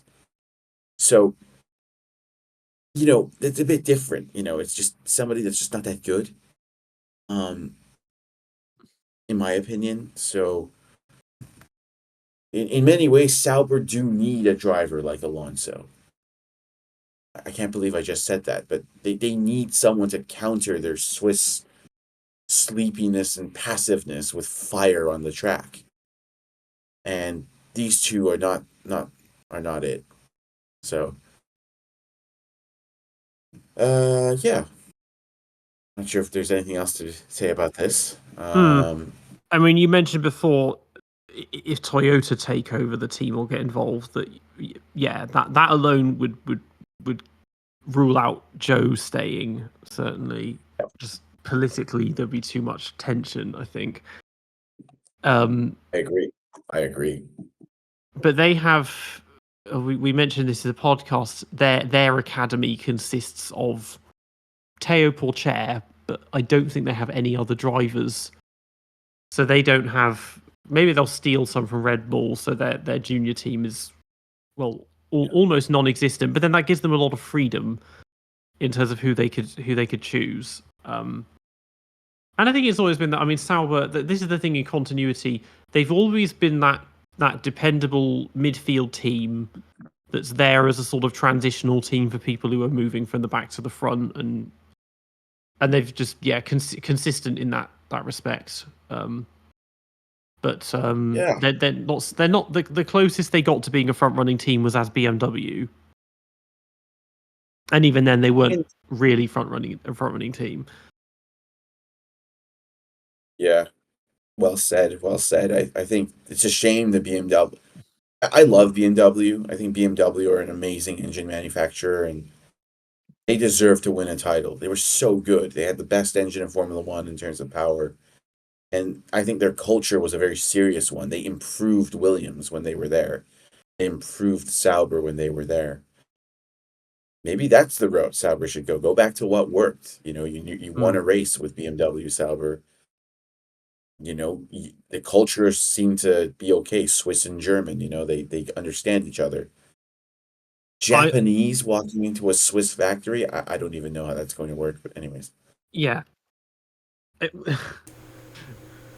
It would I would want to see BMW come back, but as the proper works team. So not BMW Sauber, but just BMW, and their base is in Munich, and the cars are like white with the blue strips on them, and it's got the logo, and it's a proper actual BMW team, like not just owning another one, which is what they've had with BMW Williams and Brabham and BMW, and then there was a Formula 2 entrant in 1969, and that was it. They've never been a proper F1 team otherwise. Agreed. I can't agree more. It's a huge name, rivalry with Mercedes. Why are they not in Formula 1? What a shame. I agree with all that. I mean, something it crossed my mind in one of the previous podcasts. I didn't bring it up. Was bringing back regional F1 championships. Because if we were saying we should have Audi and Mercedes and BMW, it's like, well, at this point, we may as well just make like a German F1 championship or something. Or you could even, and again, as a solution for the lack of seats for drivers, create like the European bring back, because we used to have the British F1 championship. It was called the Aurora F1 championship. You could do a European one, or like a North American one, and do regional stuff like that. I mean, like as a transition in between Formula 2 and Formula 1 itself. It is practically already a European one to some degree to begin with. So Like there's no Yeah. real non-European teams. Like Haas is European, really. All the others are European. I mean, I guess this would be European in the sense more of, I suppose, it would be on the basis of the circuits that they race at, more so than the teams and everything. Yeah. But it would give options if people don't want to commit to full F1, they can just do, oh, let's just do this regional one and just do it that way. Now, should we move on to Aston Martin, or is there anything more to discuss about Sauber? I don't think there is. I think we've done Sauber to death. Yeah, let's move on. Sauber is they've been a dead horse before we even started talking about them. Yeah. So there's Aston Martin. The slide isn't long, but of course this is the big spicy one. Lawrence Stroll might be selling the team to Saudi Arabian investors. According to some reports, he has already sold his shares in the Aston Martin brand, and that the Aston Martin F1 team is like the cherry on top that they're getting. Not sure which Saudi Arabian company. It could be Aramco, but that's not actually part of the rumors. Which one it was. Then earlier this year, there was of course a rumor that Lance Stroll might be switching to a tennis career and quitting F1, but he's since been confirmed to be driving next season. But of course, the calls for him to retire never really stop. And of course, the big one that's come out a few days ago, Fernando Alonso is to be leaving Aston Martin with Lawrence Stroll selling the team, and yeah, those three are spicy. So let's remember one thing. Last year, during summer, Q2, or Q3 was it? Aston Martin raised some capital, and they had the Saudi Arabia Public Investment Fund (PIF) become their second largest shareholder. I think they took a 17% equity stake. So there was already significant Saudi investment into Aston Martin, and ultimately, they own 17%. They have 2 board seats. And then basically the rights issue is held by Lawrence Stroll's company U-Tree at 18%. So my point is that Lawrence likely, if he has sold his shares, he's probably sold it to the second biggest investor in the company, the PIF Wealth Fund of Saudi Arabia, which is what the rumors entail. Now, that is not beyond any kind of that is very plausible. It's not something that's beyond comprehension, let's say. But the question would be, why would he be doing this? Has this project just smashed into a wall because Lawrence is unhappy, or because his son may not want to be driving anymore, he doesn't want to be involved? That's my question. How did it go from the fairy tale team at the beginning of the year to now rumors that Lawrence wants to cash out? Yeah. I mean, they're like 3 years now into their 5-year plan of winning races, or at least a championship. I'm not sure which one it was again. And I mean, they're right back where they started now. So I can see why he's unhappy, and we can see where the car is going in terms of development. That's not really working out. They thought they could do a Red Bull with just having Dan Fallows and not needing a development driver, but that clearly hasn't worked out for them. Dan Fallows worked well together with Sebastian Vettel, of course, presumably considering how good the car was at the start of the year and which driver it would have been developed with. That must have been Vettel. Yeah, I can see why he's unhappy. What's confusing quickly is that they have invested into a new factory. So why would you be cashing out right before you have a chance to reap the fruits of your labor and investment? It's an odd message to be sending. I mean, they have a brand new factory that they've opened, or that they're opening. So the best has theoretically yet to come from this team, yet the rumors are that Lawrence Stroll is unhappy with the team and that he's cashing out. He's sold very likely to the largest internal shareholder, the second largest shareholder of the team currently, a Saudi sovereign wealth fund. It's very bizarre. Either something cataclysmically wrong is going on, or these are just nothing more than unsubstantiated rumors. It's either way, it's not good. Not sure. Yeah, Peter, Yeah, go I ahead. mean, it's maybe he's realizing that just pumping tons of money into a team is not enough. Like, you have to have decent engineers and, most importantly, decent drivers, and everything is tied around Lance. But if he's selling it to Saudi investors, I don't know if I don't know if this is going to be a situation where if that means that it becomes like a Saudi team, and we have like we have in football, where you're getting loads of top tier footballers being drawn over to teams in Saudi Arabia because they've got infinite amounts of money. And if it's going to be a similar thing, you're going to suddenly find like Adrian Newey and Toto Wolff and everyone being dragged over to Jeddah to build this new F1 team in the Middle East or something. Yeah. I don't know if that's how it works, or if they continue investor, but it was still someone else takes it on, and it just becomes a different manufacturer is plastered on the front, and it's still based in the UK or whatever. I think the Saudis will just want to win, and I think the Bahrainis have a huge stake in McLaren. So I would be amazed if they like move the base to Saudi Arabia. I mean, that would be interesting, but I think that I think that'd be a stretch. I think that the drivers and team members, they would probably only get on board if you moved the base to Dubai, but not to Saudi Arabia itself. They would do that, even I'm if it's sure. like it's just I don't understand why they would even do that. I mean, I'm sure it's fine. I mean, Dubai is a well-known area now, and the city is nice enough. I mean, nothing wrong there, I guess. But the point is that they want a return on their invested capital. So how are they going to get that return? I think that's what they're thinking.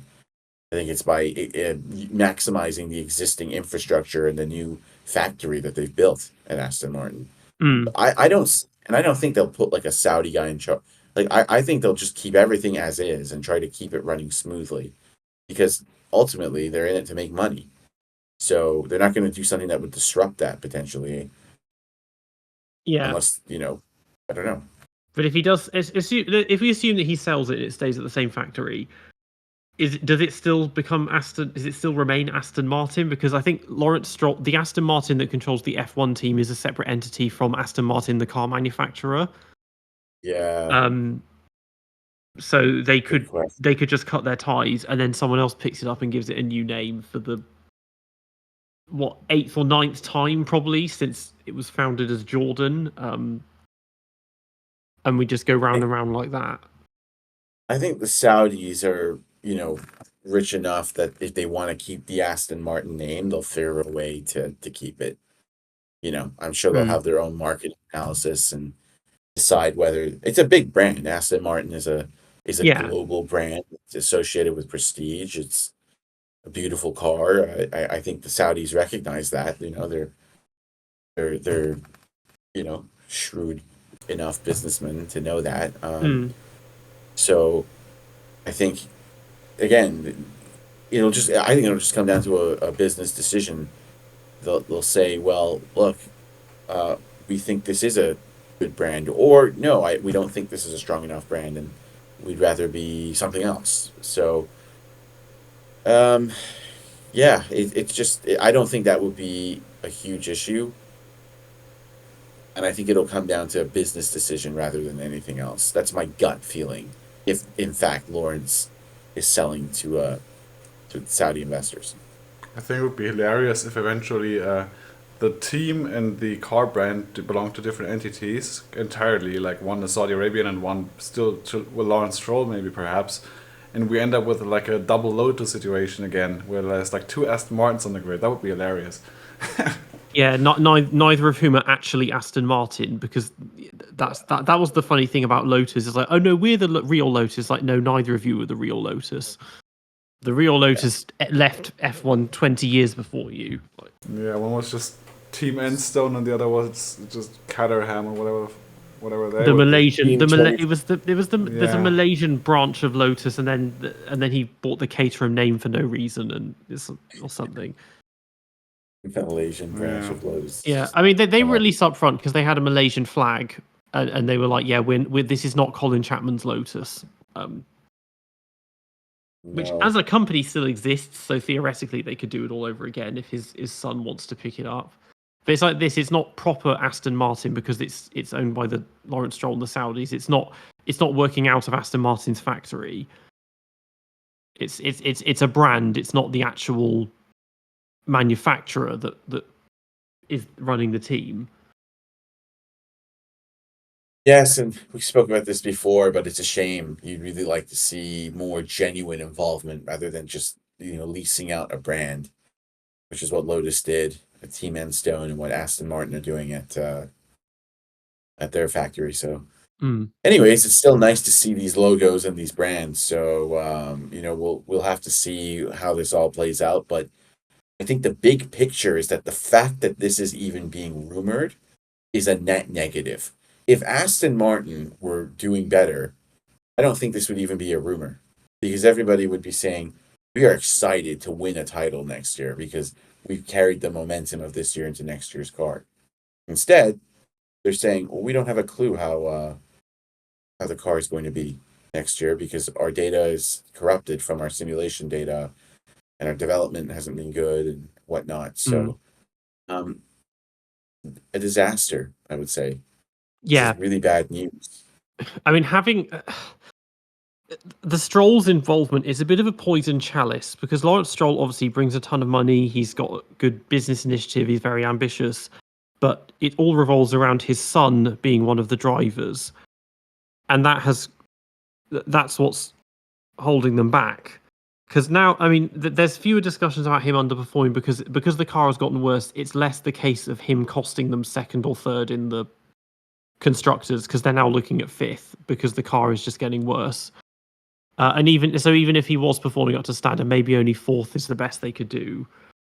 But I thought the tennis thing was a joke, and it's like maybe he's a bit old to be trying to play tennis professionally or whatever. But then when you got his kind of money, I'm sure he can buy a perfectly good coach and that. But you could just see his attitude, particularly after Qatar, he got in a lot of trouble. And in the press conferences, his body language, he just looks completely bored and fed up and has no interest in being there. I mean, he didn't look like this at the start of the year when the car was good. Like he was already very defeated the last 2 years. Like I've been watching him quite closely for a while, and the last 2 years already he was always quite defeated, and he didn't really seem to be happy to be just there at the back and driving for his dad and nothing going anywhere, and basically being condemned to this existence in the lower midfield. And then at the start of the year the car was good. He was pretty much feeling at one with the car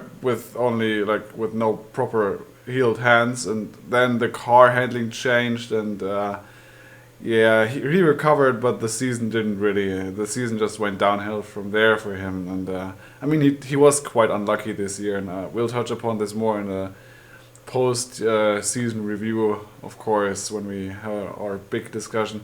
But I mean he wasn't always like that this year. He used to have a completely different attitude earlier on. Now he's gone through a few phases this year, to be honest. At the start he was very upbeat and motivated and energetic, and had a completely different stance in interviews compared to anything I had seen in the last few years prior. Then he entered this defeated phase where he was just giving super short answers, staring down, being super unenergetic and everything. And now he's pissed off. Now he's entered his third phase. Now he's like the villain Lance Stroll, and has actually beaten Fernando on merit again for once. And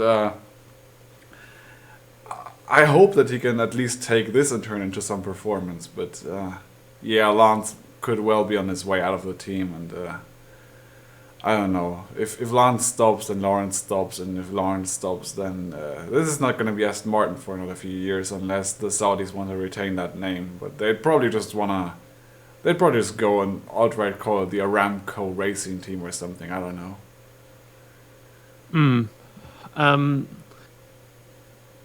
Yeah, I think. Well, maybe he gets bored because he hasn't progressed much, and he's been in F1 for 6 years now. He's probably seen a lot. I'm sure he's probably seen a lot of the rumors as well that particularly people, blaming him for holding the team back in the early part of the season. Obviously, that's less the case now. No.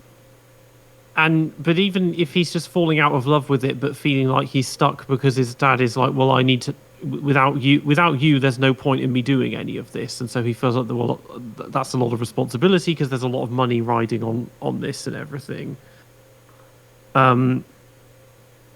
He just doesn't give off any enthusiasm, really, any real passion for racing. I guess it's hard to say. Yeah. I mean, in terms of media appearance, there is some similarity to Kimi there. Like, especially in the last few interviews again. At the start of the year, he was giving longer answers, but the last few interviews, his answers have again gotten super short, to the point, annoyed with stupid questions, and just being honest and direct. And I find that quite hilarious to see, actually, the way that Lance and also at times Bottas, in terms of the way they answer questions, seem to be mirroring Kimi more and more. So I guess he rubbed off on them or something. All right. Two things.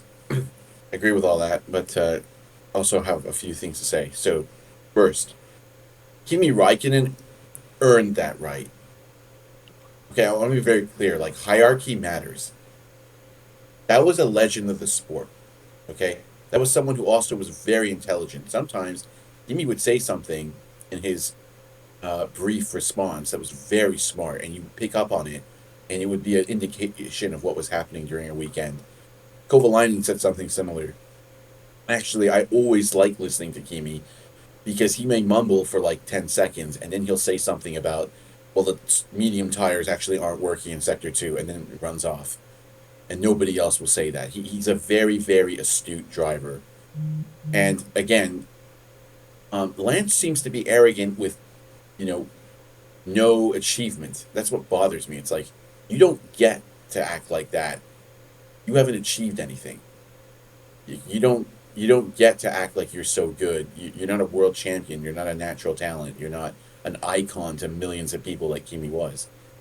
And the face of Formula One next to Michael Schumacher in the mid 2000s. Okay, and Fernando Alonso. So yeah. The point is that the point is that Lance just doesn't get to do that. You're kind of a nobody. And I'm going to go one step further. I think Lance Stroll is the worst return on invested capital in the history of Formula One.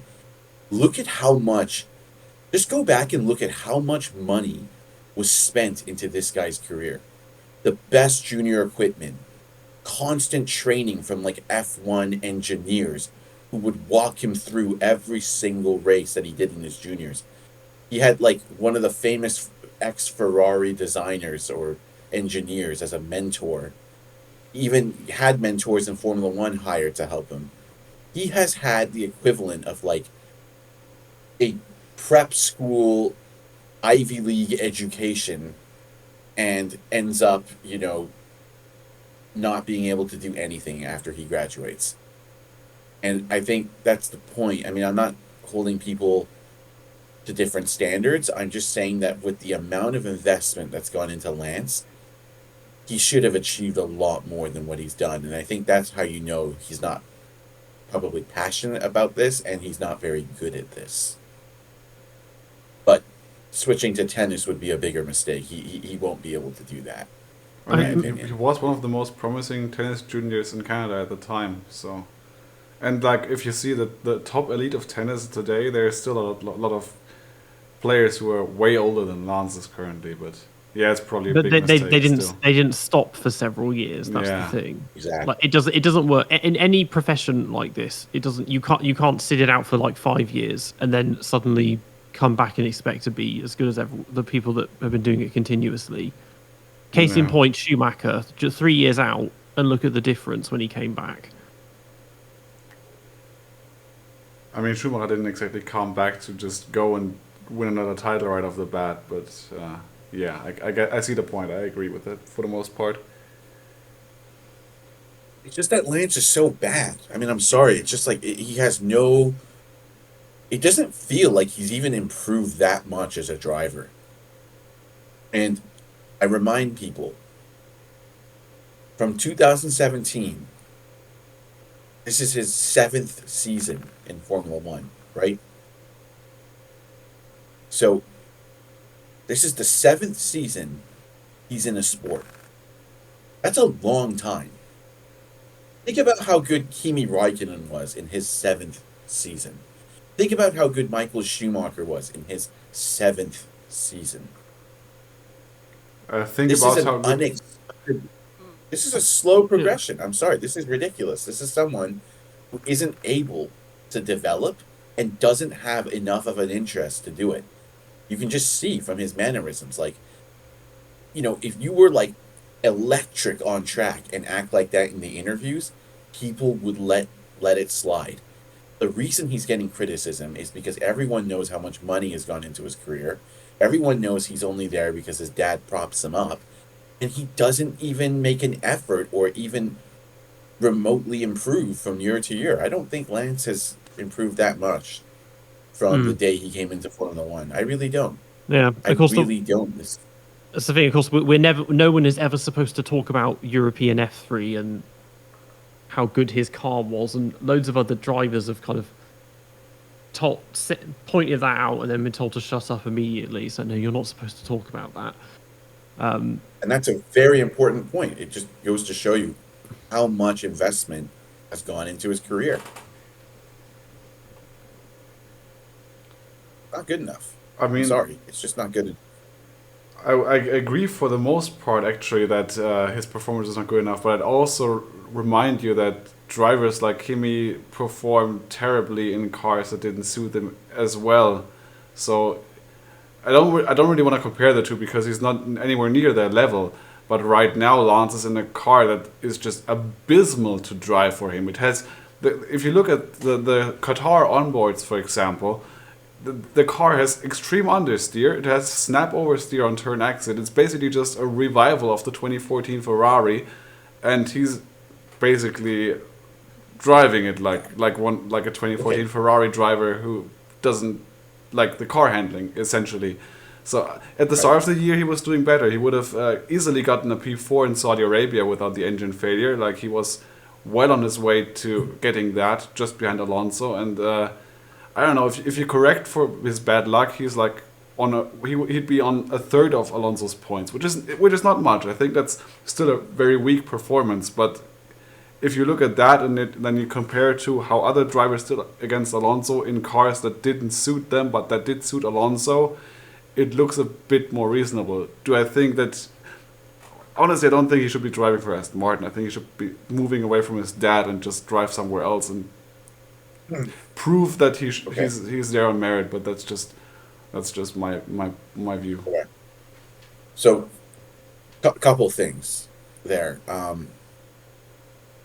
Lance is in his 7th season and in his prime of his youth.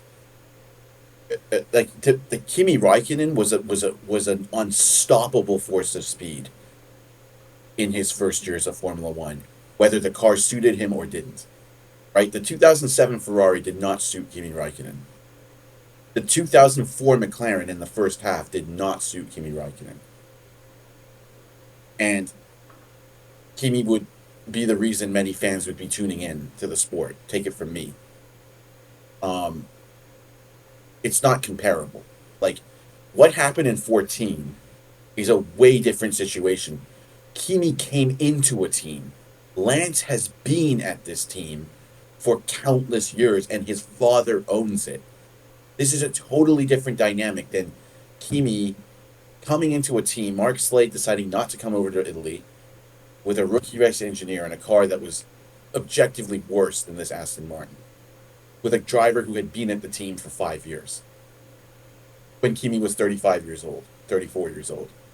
Completely different. Like, you got to compare them at similar stages of their career in similar cars, and it's just not even in the same universe. Like Raikkonen was the fastest driver in Formula One. Stroll is a contender for the slowest driver. Yeah, nobody's Because making a case that Stroll is a top 10 driver of all time. That's not the point. what my point is this. This is my point. My bigger point. Even when Kimi was bad, he was contributing to other areas, and this is what kept him at Ferrari. Because you're right, his performance in 14 and 15 did not justify a contract extension. You know why he got it? It wasn't just that Vettel wanted him. It was because Kimi was driving car development and setup behind the scenes. He was the guy the engineers would lean on to say, how is this car really performing? And that gave him confidence because that's something Vettel struggled in always. Another He reason would he, lean on Weber and he leaned on Kimi. another reason he got it was Stroll because can't do that. Kvyat turned it down for 2016 also. No, no, no. Kvyat had an No offer from chance. Ferrari for 2016, and Kvyat He did turned not. that down He to did stick, not. stick He with had a Red Bull. pre-contract. He had a pre-contract. He would never have been signed over That Kimi. would have been a Everyone is development calling role. They wouldn't have put him in a full seat. no chance on this earth they would sign some driver like Kvyat over Raikkonen. I can promise you that. It just doesn't make any sense on many levels. And everyone has come out and said, like, oh, I had a contract with Ferrari. Remember, all these drivers sign pre-contracts with teams. Pre-contracts mean nothing.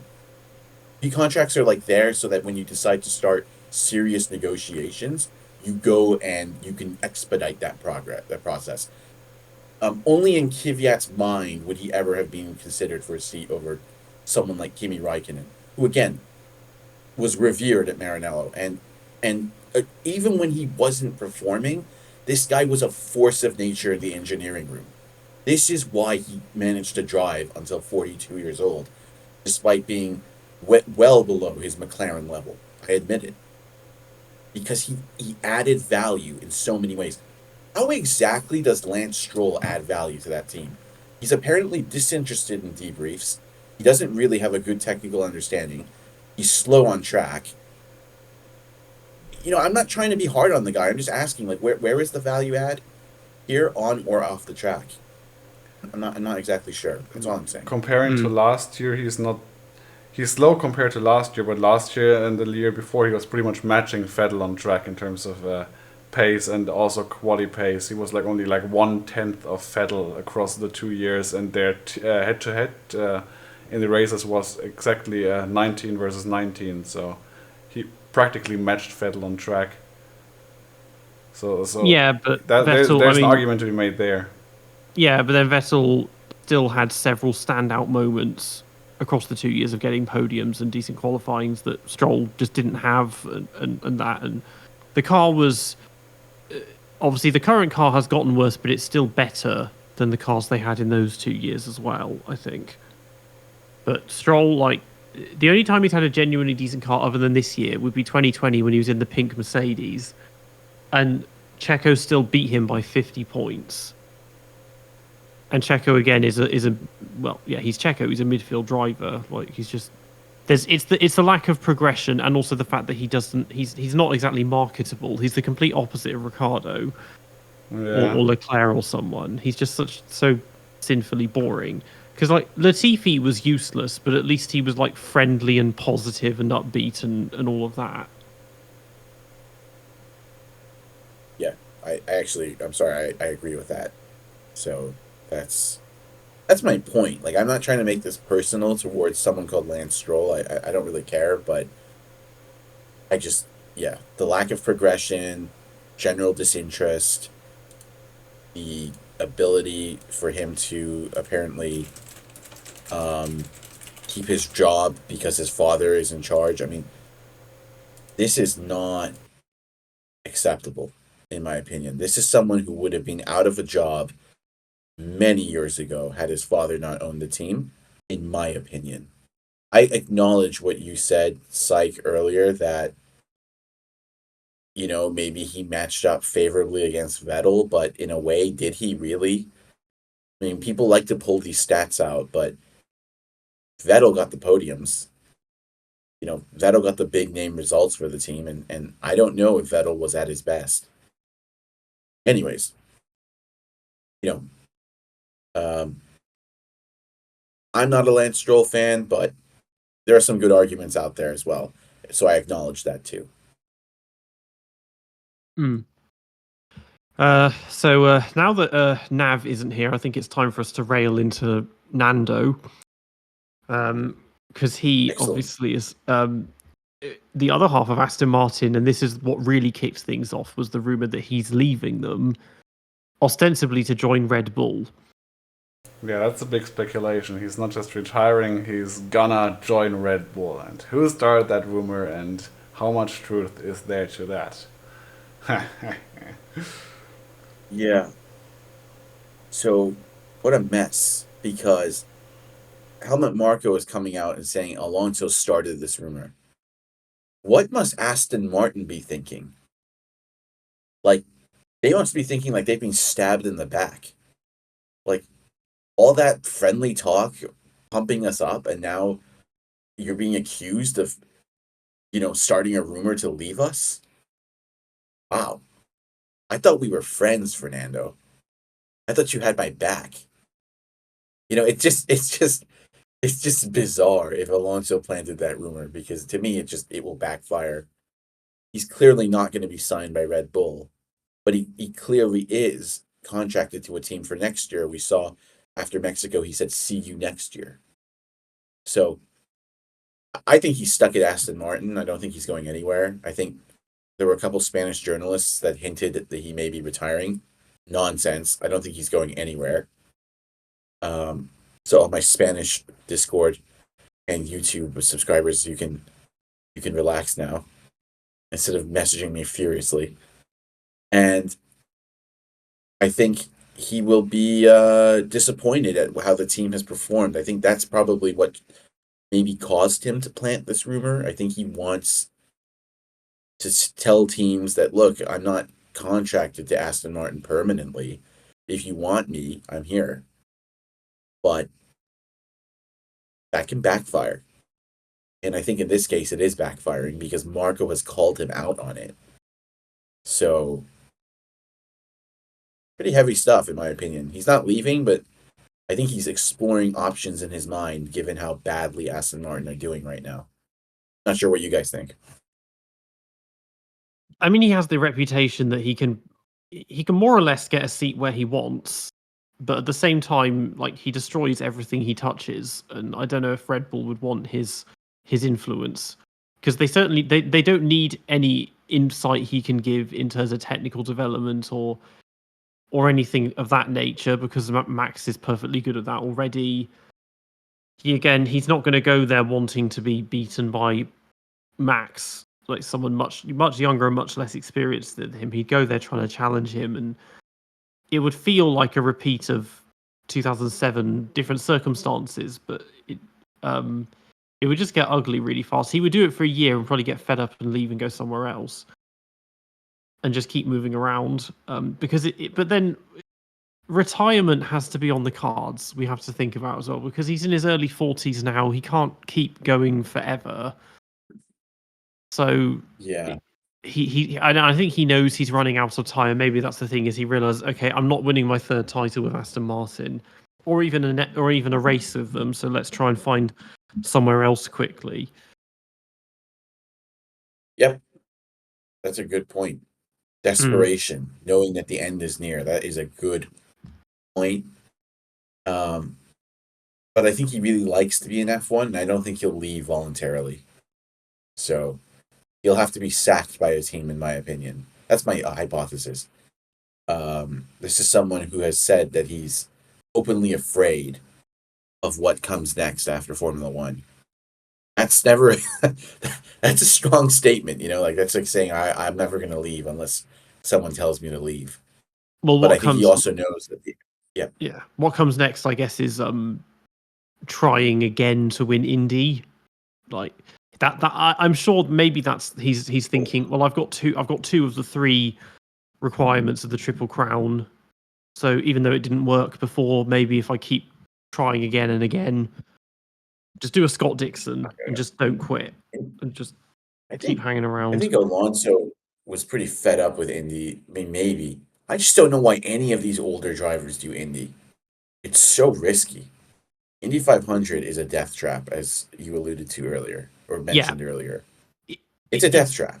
it's puzzling as well because Marcus Armstrong and Callum Ilott have both said how physical Indy is compared to well, even F1. I mean, Armstrong's never driven an F1 car, but Callum Ilott has, and compared to Formula 2, because they have tyres that let them push all the time. And even if they're driving mostly street circuits and low speed corners, it's still really difficult because the cars are just not as fast. They don't have the downforce. So it's surprising when you get drivers like Scott Dixon that are pushing 50 and they're still doing it and still winning races all the time. That maybe that can happen in Formula One, but people just don't do it because they don't want to keep taking risks, or because, like with Raikkonen and such, they have families that they want to dedicate themselves to. And of course, Indy is almost every race is in the US, so there's far less travel involved than Formula One. And I think that really gets to you, traveling endlessly and having to fight jet lag all the time. But Indy, the ovals, I'm astonished they still happen. I mean, every year, Indy 500, there is a huge accident every year that could be fatal and usually isn't, often because of things like tethers or the aero screen that they've got as a substitute for the halo. Yeah. And why would you want to? It's like, why would you want to take that risk? I mean, Grosjean has started doing ovals now. When he originally said, "I'll do Indy, but just the road courses," and now he's doing the ovals again. He hasn't improved. He's still crashing constantly. But Alonso, I think he went into Indy thinking, "Oh, I can win this. It'll be easy," and then he realized actually this is nothing like Formula One. And I don't really understand oval racing. I watch Indy, but it seems like a game of chance. They spend about 3 weeks practicing and setting the cars up. It's like, how much setup do you need to do 4 left-hand turns that are all exactly the same? And it is just anyone could win it until you get to the final 2 laps, maybe, and then it's just get a good slipstream and you've got it. Like it's nothing like Formula One. No, it's nothing like Formula One, and with the speeds that you do, if you hit a wall at 90 degrees at those angles, at those speeds, it's guaranteed to be some kind of massive injury as well. We saw Bourdais smash up his hips a few years ago.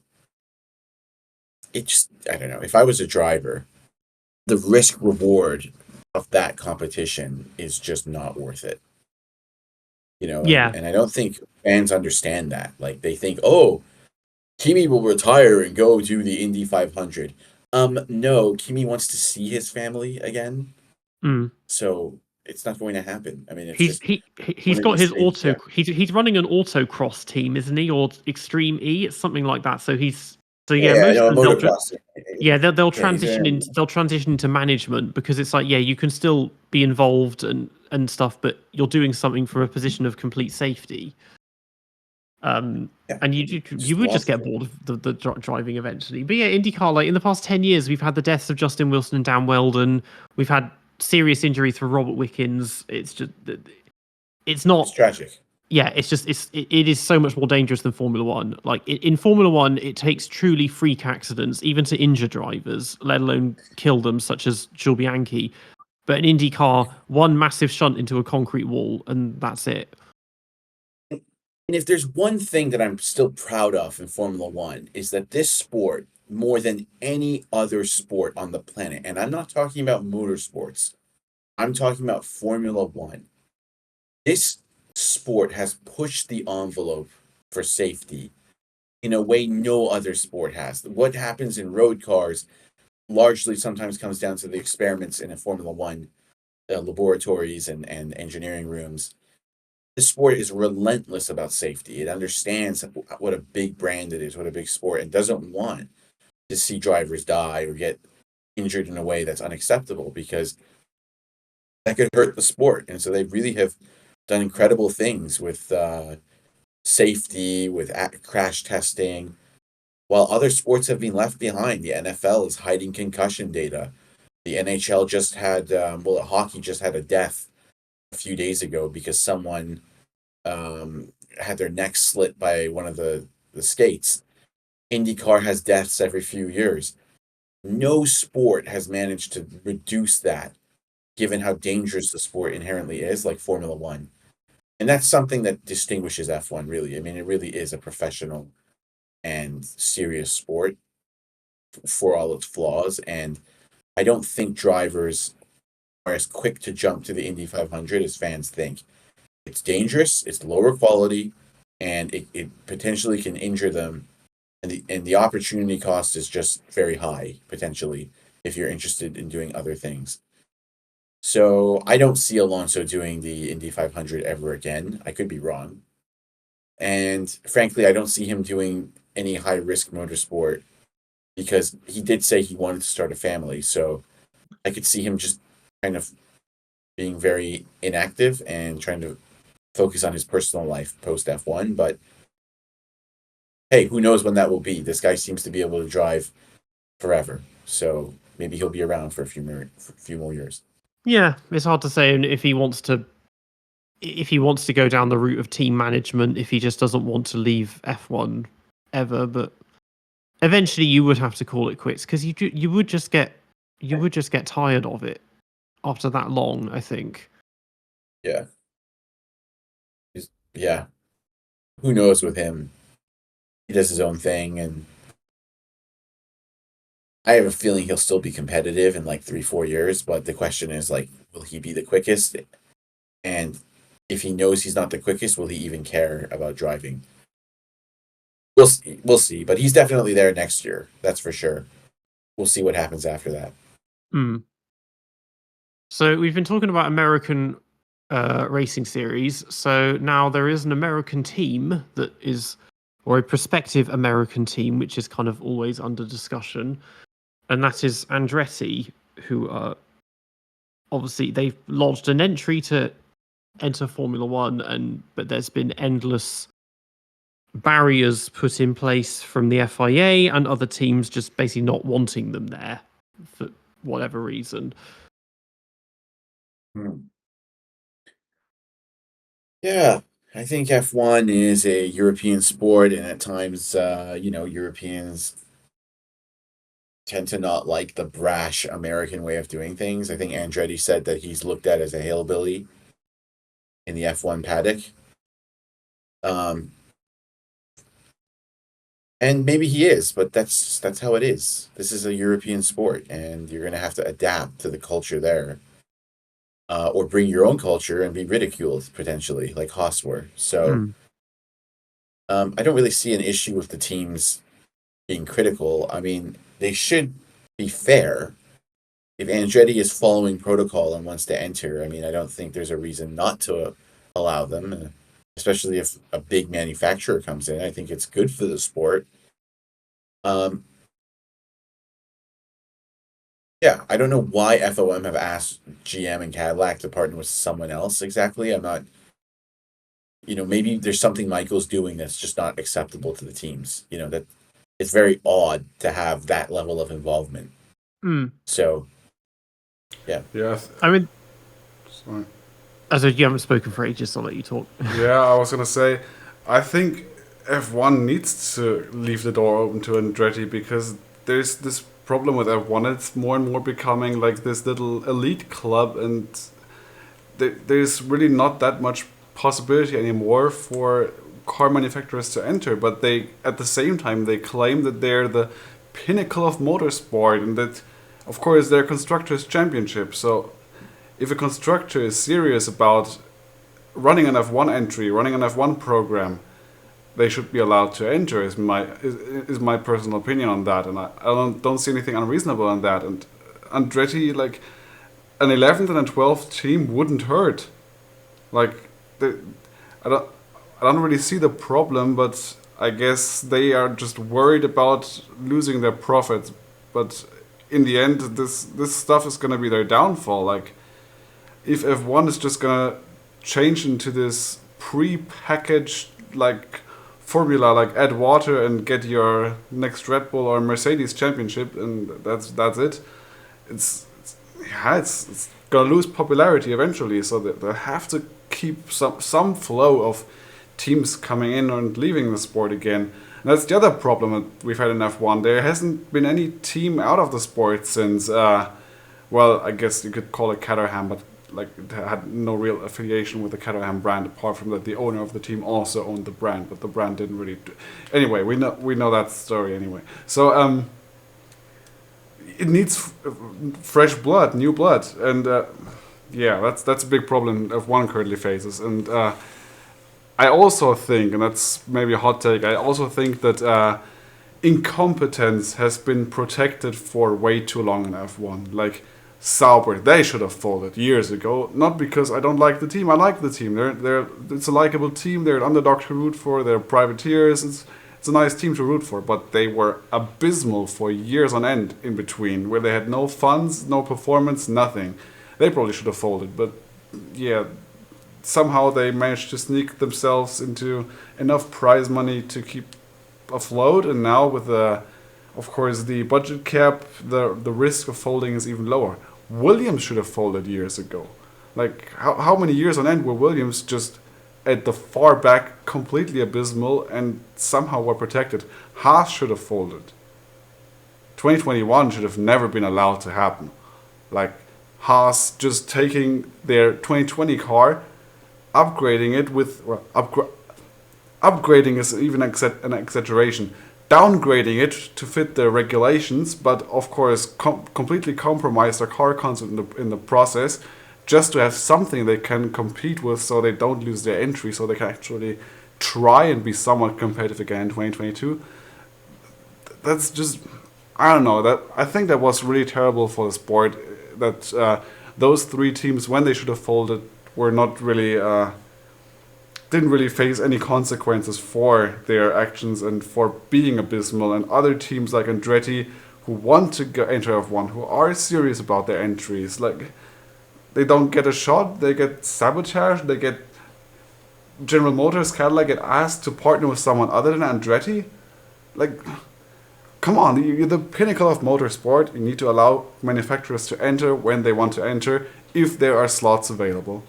And if a team is too bad for too long, I'm sorry, it needs to fold. There's no point in watching a team at the back of the grid for 5 years plus without any real hope of improving. Like, only now we're seeing Williams slightly recover, but it's not really Williams anymore, is it? It's mostly Williams in name. Of course, yeah, the infrastructure is still somewhat Williams. It's still like 20 years outdated, but they're working on that. But the whole culture at that team has been overhauled, and the personnel, there's not a lot of the personnel has been swapped out. They're no longer taking on like big promising names as drivers. Are just taking whoever they can get. Well, okay, they had George Russell, but that was for Mercedes, of course. So yeah, I don't know. I mean, when Red Bull joined, they were ridiculed and mocked, and there was a lot of skepticism, and people weren't taking them seriously because they were this like, well, they were a drinks manufacturer and they were like the joke party team and all of that. But I think they've been vindicated I think so. coming in with a different outset. I mean, obviously Red Bull is a drinks company, so they don't come in with that engineering base. They obviously just bought out decent people to build it up that way. But with Andretti, it's like, this is, people keep saying how they're skeptical. It's like, in what way is this not a net positive to have that name back in Formula One? Like, to have come full circle, and the Andretti's, like, they're huge in America, and maybe, just maybe, we'll get an actual American team instead of Haas 2.0. And even if it's General Motors or Cadillac, it's like, again, that's a great name. Cadillac F1 team. I mean, hello. Like, that sounds brilliant. Yeah. Just something American that's like actually properly American would just be a change of pace.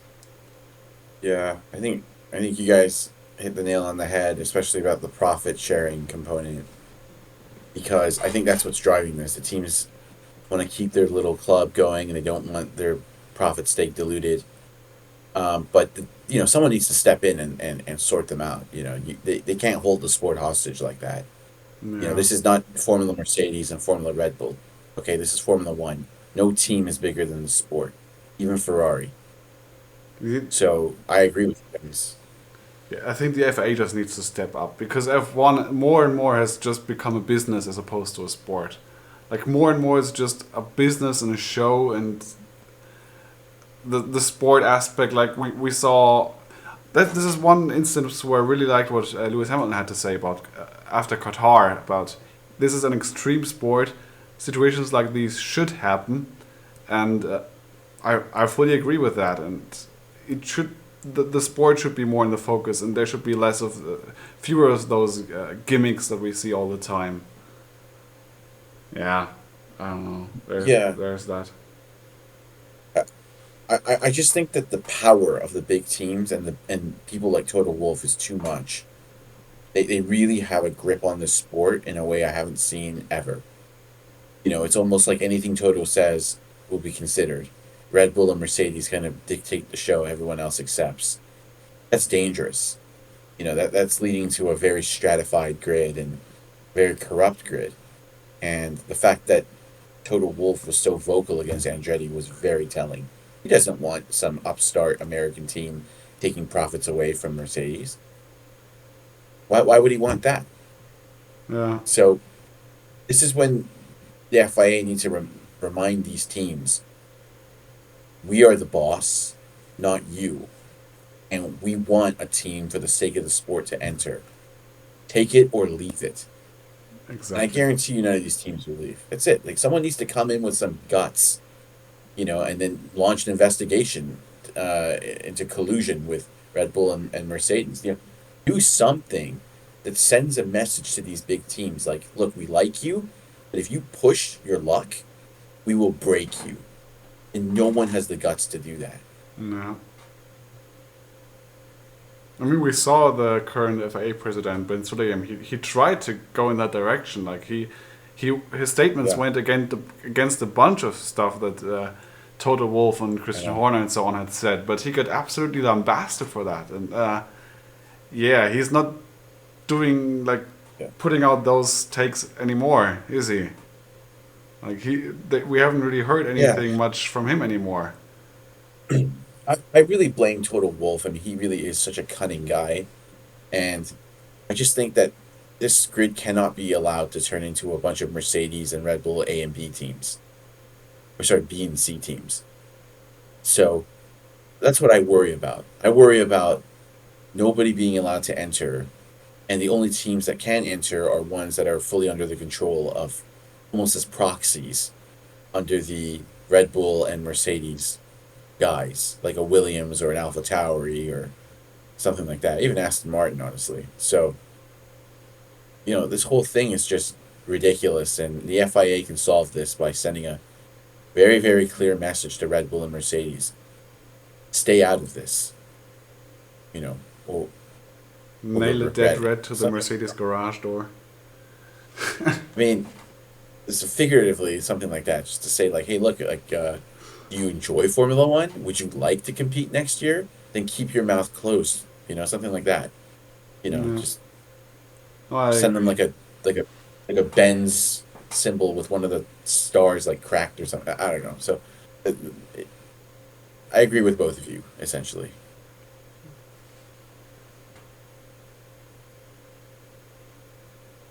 Hmm. Um, Um, you wonder because they will pretend it's concerns about if they're going to underperform. It's like they're obviously not going to underperform, and even if they do, how does that affect you? Like if HRT were coming back, I'm sure they'd be like, oh, that's great because they're not going to win any prize money. They're not going to be, other than maybe getting in the way when we're lapping them. They're not going to be a threat yep. to us. Yep. Yeah, they're just being annoying. It's like we don't need Formula One being any more exclusive than it currently is. It Yeah. needs the grid needs expanding, and we just need something different. I think. We need this Red Bull and Mercedes domination streak to end immediately. This is unbearable. Yeah. I mean, think about it. Since 2010, two teams have won the constructors' title. That's ridiculous. That is absurd. That is a total joke. And those two teams are just smarter than everyone else. I hate to say it. Like, I hate to say that Total Wolf is probably the smartest person in the paddock. but Toto Wolff is probably the smartest person in the paddock. And so Yeah. he's running circles. It's ridiculous. I think the whole thing with Williams is Toto preparing for like a power move on the FIA. I think Toto is ultimately he's not going to be wanting to be a team principal at Mercedes forever. I think he's gonna eventually go for Mohammed bin Sulayem's position, and I think James Wells has been sent to Williams to get like experience in a team principal position, so he can eventually replace Toto Wolff. Maybe that's like I don't know. Maybe I should put on my tinfoil hat for that one, but. Yeah, that's what I speculated on like months back, last year actually, when the whole James Wells to Williams thing was revealed. So that could be an option. Like Toto Wolff, he doesn't strike me as the kind of person who is gonna sit out at Mercedes forever and just be that whiny noise in the background when he's not winning, and making demands and telling other teams that they can't enter because like if you enter, our chance of winning is gonna be even smaller. As I don't know. We're not going to make as much money from not winning or from dominating. Might as well.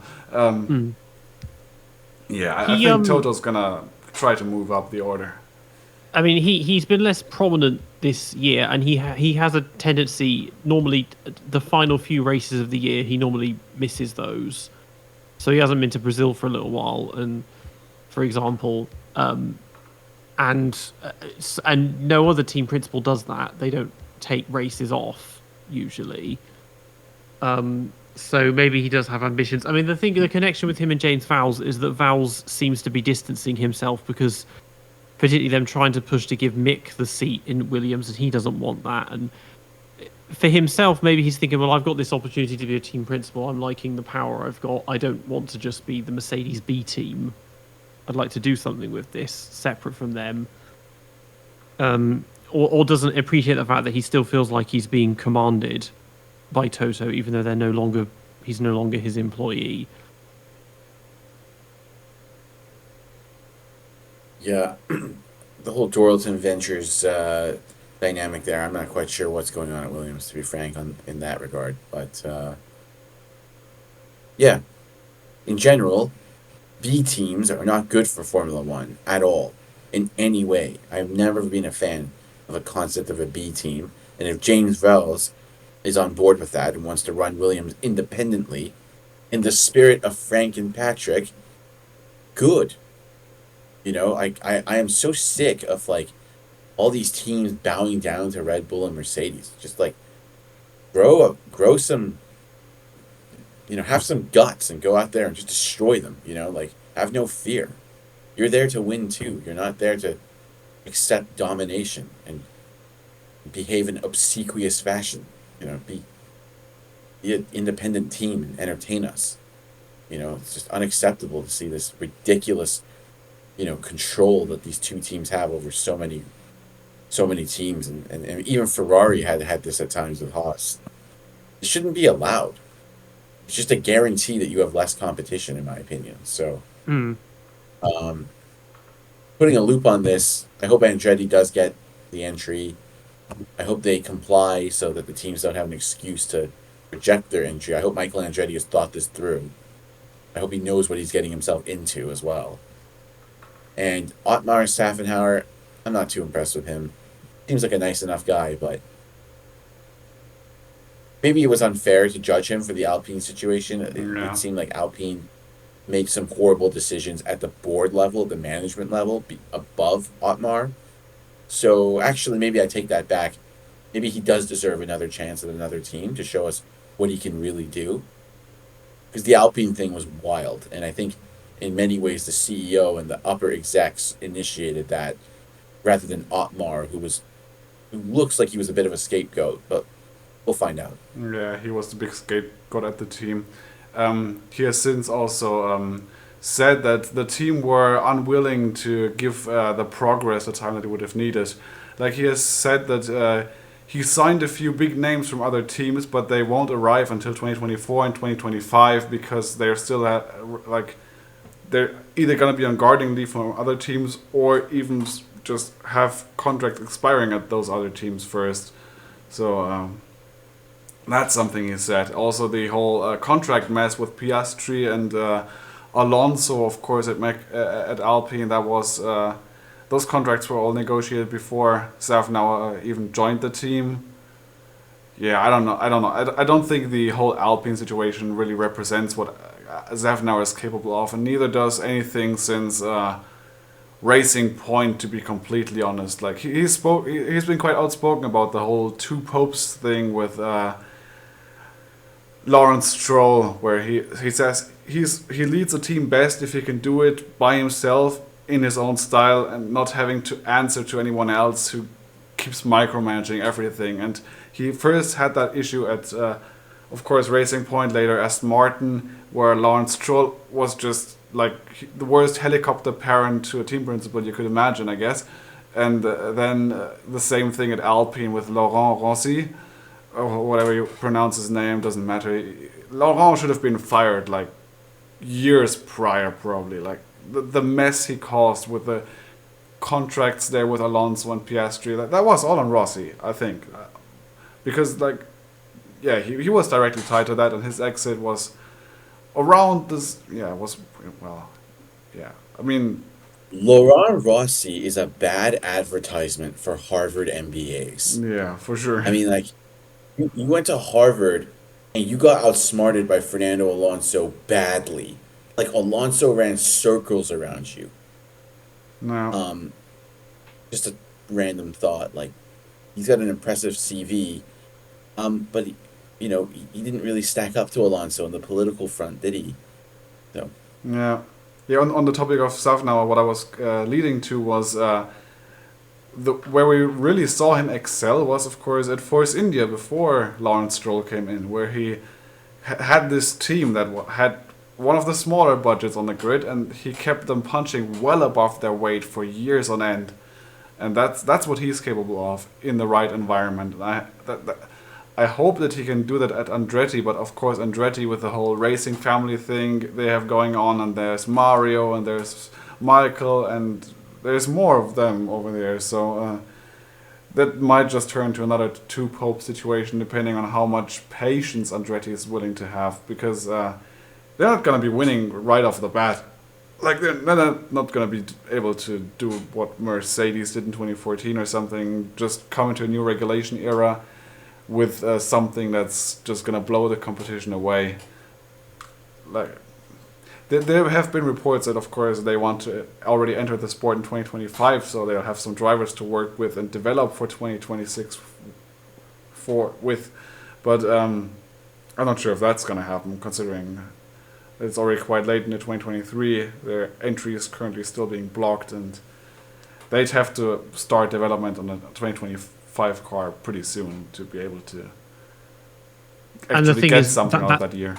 That's a year before major rule changes come into effect. Yeah. And it's like you may as well just at that point, you must just postpone it to 26. I think the reason it's better for 2025 is because it allows them to already get all the processes in order, to get like the whole pit crew going, get everything going, get the factory going, get the whole structure working, and have some time to actually put that together and see what works and what doesn't, before you just stumble into 2026 completely unprepared. Like, yeah. That's the way I see it. Yeah. But, I mean, Safnauer, my first assumption is that Michael Andretti himself would be team principal, but that's probably quite a workload. But Safnauer, yeah, he has experience. He's, naturalized American citizen as well, and he knows Formula One, and I think that's the thing that the Andretti... Well, Michael doesn't know it as well. He hasn't raced there for 30 years, and Mario, again, does, but he's from a bygone era. So you do need to be very careful about the staff that you bring in. Yeah. Yeah. It's a monumental effort to be competitive in Formula One with no past experience. It's going to require a heavy lift and many years of trial and error. But you have to be in it to win it, and they have to start somewhere. So hopefully they get the entry, and we can see some some new players on the grid, hopefully. So let's hope the FIA allow this to happen. Hmm. Right. Well, I think we've covered just about everything. That was quite a lot of rumors. Ones I'd forgotten about myself. Yeah, but there was a lot going on this year in terms of rumors. There's plenty to keep people occupied, which normally around this time of year there isn't so much to say. I wanted to be thorough, so I even dug out some of the more obscure ones from earlier in the season. But it was a good discussion, wasn't it? I was thinking it would just be Alonso Red Bull the whole time, but yeah. Part of the allure of Formula One is the off-track antics. So, this year they've come a little bit later, but they have not disappointed. Personally, very curious to see what happens with Red Bull. I'd say that's the most interesting to me, followed by the whole Audi Sauber saga that's going on. Yeah. So yeah, I'll be watching. We'll all be watching to see what happens there, and give our commentary when it does. So yeah, thank you to Ciaron, and thank you to Con for stepping in for Nav as well. You're welcome. Thank you. Thank you everyone for tuning in. This has been the DRS Train podcast. You can find us on YouTube and Spotify, and we're also on Instagram and Twitter at the DRS Train podcast. Join us next week where we shall be reviewing the Sao Paulo Grand Prix, and we'll have another special guest for that. So stay safe, and we'll see you all next time. Cheers.